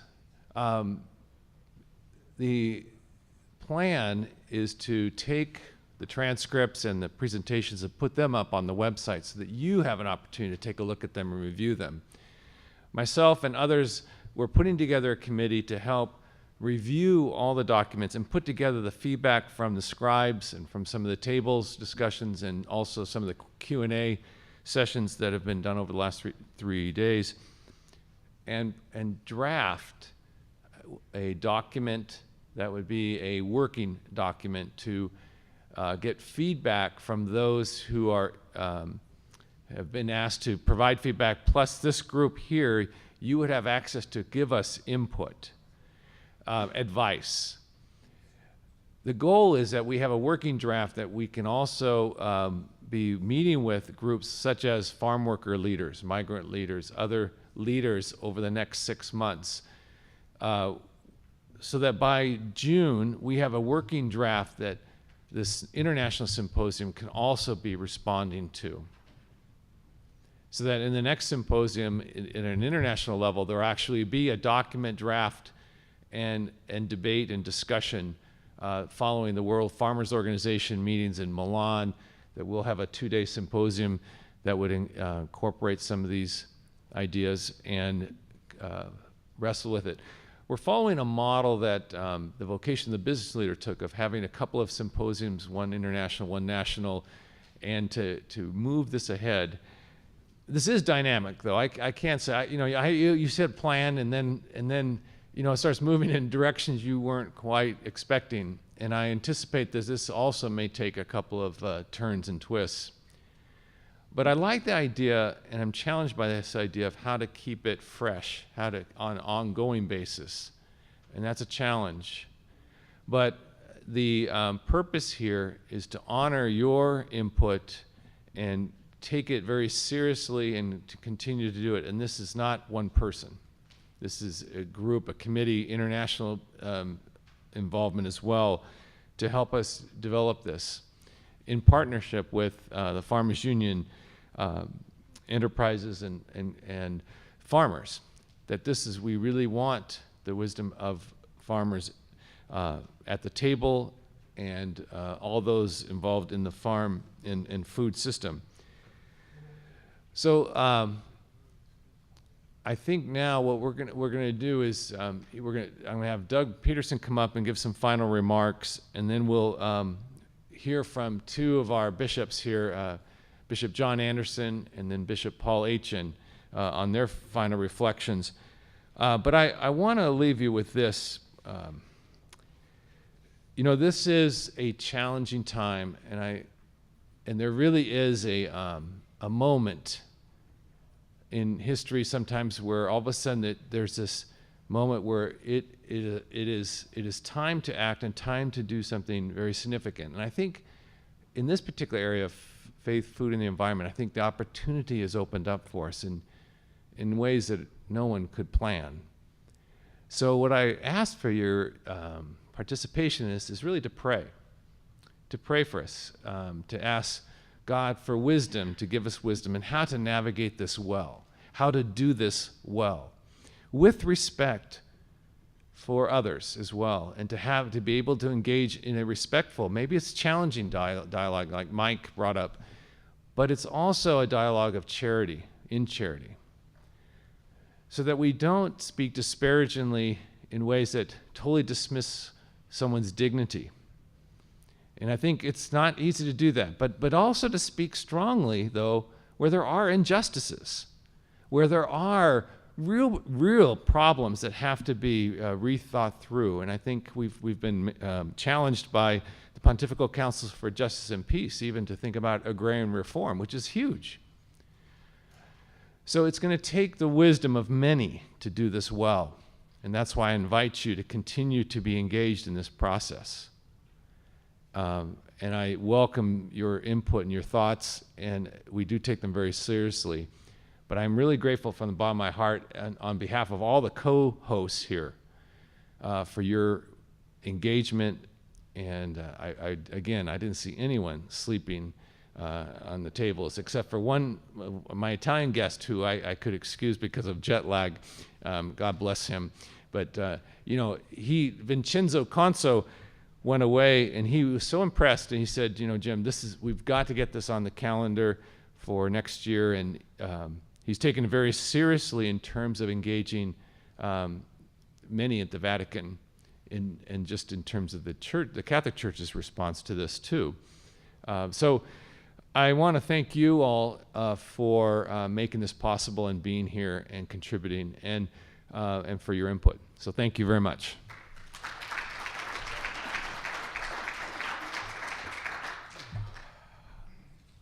Well, they don't quite get the last word, but I'm going to try to sum up one of the answers to the three questions that is important to me. But you know, at the end, I wrote 3 pages out, and that's usually a minute and a half, and if you let a politician talk too long, and I always call myself a politician, you end up with a half hour, but Jerry has told me that that isn't going to work, so. I know. But anyway, I'm just kidding about the half hour. It's actually 3 hours. The last page I wrote is actually my first page, and it goes to the fact that there are words spoken, and there will have to be actions taken. Getting it right. Messaging is terribly important. So as we move down this path and the challenge, and as we accept that challenge, we have to get it right. And we're going to call on you to have input in that. But I can't stand here today and not thank people. Father Tierney is here, and a lot of inspiration. St. Thomas College for putting things together. Jerry Hagstrom did a wonderful job guiding us. Jim Ennis, co-worker, friend, wonderful. And to my business partners, Farmers Union Enterprise, I want to thank you. But I think the biggest thank you goes to you, the participants, the people from all areas, from all states, 14 states, and throughout the country with so many, and internationally also, with so many diversions, or not diversions, but diversities within your philosophies. And I just want a big thank you to those for guiding us. And then I want to go to Jim. At the podium, Jim, you said you might have been falling away. And I came over to you and I said, no, you weren't falling away, Jim. No, not at all. You know, I was a little Catholic boy going to church every Sunday, catechism class on Saturday, and my father was Swedish Lutheran. And my dad didn't go to church on Sunday because he walked his fields. So, little kids, you wonder why Dad ain't at church with you. So my mother says to us, as we ask that innocent little question, you know, snotty little kids, 4 of us coming home in the 57 Ford or the 54 Ford or the 55 Ford. I think we had every one of them, and I don't buy Fords anymore. Anyway, you know what my mother said? He's in his church. That's big. And I can just tell you that his going to Christmas and Easter took care of it for him, but he was in his church. And I've never forgot that. Last night we had, where are you? Bishop Paul. There you are. Last night at the banquet you said, is this a bridge too far? No. It's not a bridge too far. Faith is how we bridge that gap. And also, the issues that we have talked about today are the issues of relevancy. And as many have spoken and articulated already, it is the irrelevancy of the family farmer, our very survival. And that's should be the motivation and the spark for us to go forward, to carry that path, to carry that word, and to make sure that we put the pressure on the people that don't quite see it our way. And what makes us right? Experience, things that we've drawn from, support for others, and sometimes just we might think we have an answer. And with the bridge too far, the answer is guided by faith. But I do want to leave you with one of my answers to those questions as I started out. And it's my background. My chosen profession or vocation was teaching. Art teacher. Went home, took over the family farm after my dad died. Raised my family out there. Went back into teaching when farming got tough. I'm also a licensed and bonded auctioneer, so I can tell you about farm sales and auctions when people go bankrupt, because I've had them. Not a lot of fun, Kevin. I think the key to some of these answers is pretty simple. Research. Research and education, and it has to be unfeathered research. There should be no quid pro quo in our university systems to the large agribusinesses that have the research dollars and command professorships and academics and buildings. That should not be allowed. Unfeathered research, and I think Roger Johnson spoke of that.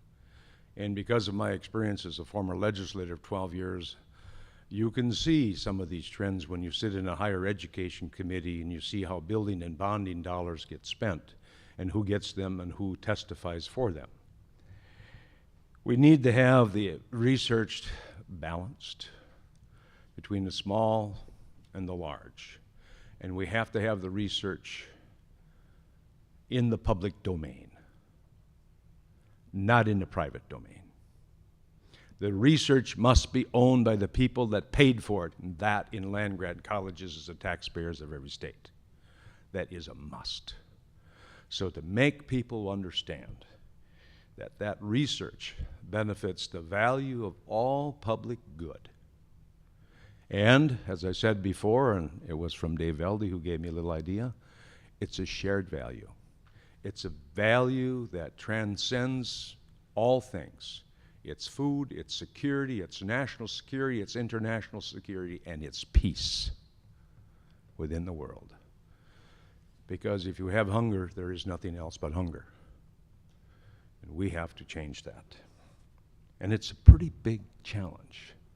So when we go forth from here, stay in touch. Be mindful of each other's own ideas. Have respect. But go forward. And make sure that the people that you're talking to fully understand the intensity and the need, and then what the future holds. Because as Bob talked about, the model and die has been cast by Wall Street on the commoditization of American farming. And we shall not stand by idly and allow that to go forth. So thank you for coming to the conference.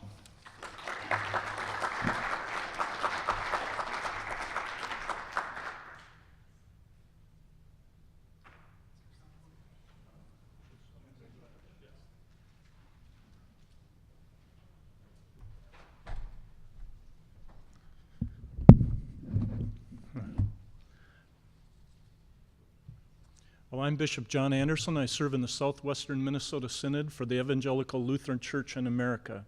And this has been an amazing gift to me to be a part of this gathering. I love to learn, and I have learned from 3 different communities I rarely have engagement with. I've learned from the faculty of this institution and this college and the seminary. I've learned from the Farmers Union movement, and I've learned from the Rural Catholic movement as well, and now I'm the Rural Catholic Life. There we go. In any case, all of these conversations have been profoundly important to me. Now, and I want to say thank you for the gift of being able to be here. So I'm celebrating the 43rd anniversary this week of surviving being kicked in the head by a cow. So I'm a dairy farmer's son, and I grew up 2 hours west of here, and on a Halloween night I was hurrying to get the chores done, threw the calf pails on the center aisle to get them to separate, and one of them went in the gutter, and I just reached right in the gutter to get it, and that's when the cow found me, and I ended up in the aisle on the other side in the very soft, comforting manure that night, and I survived it. In my life as a person, I have experienced this conference to be a kick in the head and my heart, and it will kick me forward into action. But it's, God has kept kicking me in the head, and I'll just tell you a little bit about my story. I was blessed to be called in my first call to work with oil people going through an oil bust. And I learned that I have to be more generous in my understanding around corporate people. Because, you know, God in God's irony, take a farm boy, put him with corporate people in Houston, Texas, in an oil bust. Then I came back to Minnesota. Then I got surprised. Oh, I got to tell you about my first one. So I still remember coming home from the field. We had a big hill in our land, and I was so angry at my father for contour plowing. And those of you who've done it know why I was angry in the old days, right? I just came home, what is the deal? And he gave me a little straight talk. You know, this is God's land. It's been given to us. We're going to give it to the next generation better, and you're going to do that because otherwise we're going to have yard-deep ruts in the sand of our hill. Kick in the head. Go to Texas. Kick in the head working with corporate people. Found out how deeply they care about their vocations and the many dilemmas they have. Walked through a depression with them in 1986. Then I came back. I got surprised to be elected bishop of this synod. 29 counties, southwestern part of the state, 248 congregations. We have farmers of all kinds. I love them. I have joined a little small church. In my tradition, I don't have a cathedral. I go to Swan Lake Lutheran, where there are about 30 of us that gather for worship, and I go there because I get to talk with farmers about what's happening in ag. And what a great thing they teach me. Day after day, they keep kicking me in the head. In any case, and then I was invited to be on the Minnesota Climate Change panel, and I learned about how systemically we need to think in order to actually change our energy use and protect the environment. So all of that is about being kicked in the head. So I have been kicked in the head. I hope you've been kicked in the head, the heart, and in your tail to help you get moving. So I just want to make some quick observations. So theologically, as you work on the future statement, my advice would be don't be afraid about talking about sin. In fact, I would actually go right into the categories of sin, and I would use the different kinds of words for sin in Greek to actually tease out the different kinds of sins we fall into, which will actually help you address the complexity of this issue, because we want to minimize and scapegoat and point at others when in fact we are living in a system laced with sin, and our lives, no matter how pure we try to make them, will be marked by sin. So I actually think instead of running away from the category of sin, I would go towards it. And for those of you that haven't had the privilege of studying Greek, the most common word for sin in the Bible is to miss the mark. That's one way sin happens. It also is a word injustice. And it is also anomia, to absolutely believe no one has the right to speak any word to you. But my hunch is that instead of running away from sin, as you think about the vocations, this is my next argument, of agricultural people, is actually to go at the Christian category of sin. And I also wonder about using the biblical tradition, the Psalms, almost always begin with, the lament Psalms begin with lamenting and then move to praise. So there's a lot to lament about what's happening in agriculture and in our society and in our environment. And I think that's language that the lamenting will invite everyone into the conversation. But then we need to move to praise, and we need to make a case about where God is in all of this. So God is our creator. And God, I think, is creating the movement that will change society. And we need to have a theology of the cross where we actually are willing to look at the suffering of Christ that calls us as Christians, for those of us who are Christians, to actually imagine that some things have to die in order for new life to come. But actually, in Jesus and the cross, we also have the promise of God's resurrecting grace that's never done with us, never done with this world, willing to work on us as individuals, willing to work on us as communities of people. So, and then the Spirit, of course, is the one that's pushing and pulling us. I used to love to windsurf. It's just nuts. You have this big sail, you're out on the water, and it is just crazy. You just become one with the wind. And I love that on the prairie when the wind is coming. The Holy Spirit blows with even more power, and the Spirit is about to blow us out of this room, and we'll have a chance to tell our stories to many people. But the Spirit is important, and that's where I'd move to vocations. So the Lutheran tradition, I came to this meeting not understanding the beauty of the Roman Catholic current thought about vocation, and Michael, you helped me understand better. I'm thankful. But we would often talk about vocations, and I think in order to actually engage the agricultural leadership issue, we want to talk about the many vocations, because it's not just about my brothers farming or my nephews who I fear have bought their farm 3 years too early and will now be wasted. It's not just about their vocation as a farmer. It's about their many callings. It's their calling to be a neighbor to the land, to love the land. It's about a neighbor to their animals. It's called to be a neighbor to their actual neighbors, to actually be aware of how their practices impact their neighbors' practices and their families and all of society. The campesinos argument that was made is powerfully beautiful. In any case, I would suggest keeping that plural as you work on your next document. Now, as a bishop, I've become less and less interested in talking about things in my 11th year and more interested in how you actually implement change. So if you haven't read a little secular book about change theory called Switch, I'd put that on your reading list. Or if my brothers, they listen, and I listen often to books while I drive. In any case, it argues in order to implement change, you have to have 3 things under control. You have to imagine you got an elephant and a guy riding it right here. So the rider of the elephant is the head. And you got to be clear in your head if you're going to implement change. And then the elephant are our emotions. Because we're real good in the church at thinking about things, but to actually get things done, you got to pay attention to emotions. And emotions will usually react against well thought out change. So you got to pay attention to the head, you got to pay attention to the heart, and then you got to shape the path for how you're going to actually get things to move. So when the elephant rider is going down the path, if he keeps stepping in a big rut and doesn't go around the rut, he's just missing the point. So we got to think about the path, and that's what's beautiful about your document you've written and the dream you have going forward. But this past week I read a really interesting thing. Now I'll quit. I know I'm a tad long, but I'm trusting I could sin. And I know I am. So there is in Great Britain, the bike team that goes to ride in France in the Tour de France. They were pathetic for many years. And they had a new coach that came in about 4 years ago. And his goal, of course, was to begin to have the team win races. So what's interesting is about how he actually pulled that off. So he committed the whole team, the whole system, to 1% improvements in every sector of what they did.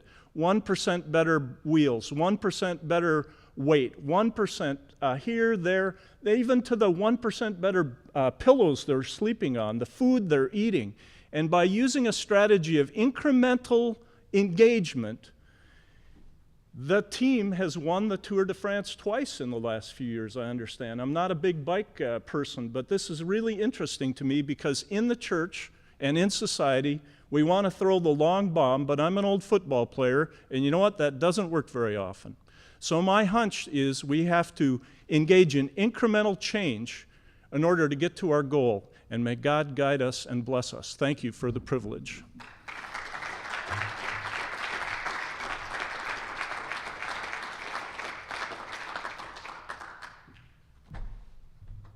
Thank you, Bishop.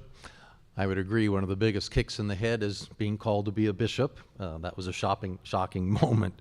Mindful of a bus ride and that you're all yoked to one bus and airplane departure times, I'm going to keep my remarks very brief. First, and primarily only, today's gospel from Mass is Luke 16, the first 8-10 verses, about the bad steward who is told by his boss that he's about to be removed and he needs to make an accounting of his work. And mindful of the vast amount of information and challenges that we have heard here, there is that struggle of how do we take such a big project and tackle it. And I'm mindful of that gospel because what the steward did is he didn't really give an account to his owner, but he called other people and reduced what they owed to the owner so that they would be coming to him. And so when his owner fired him, he'd have other people that owed him something. And the landowner gave credit to him for his actions. Doesn't say whether he fired him in the end or not. But what Jesus does with that is said that we need to be as prudent as people of light. And I think that's our way forward from here, is to look at things with prudence and creativity. And the Holy Spirit gives us that prudence and that creativity to answer the challenges of this life in a manner that leads us and all of God's family to the life that is yet to come in all of its fullness. So we go forward with great faith and great hope. We go forward invoking that power and wisdom of the Holy Spirit so that we can be up to the challenges that have been presented to us. Thank you, and thanks for your presence.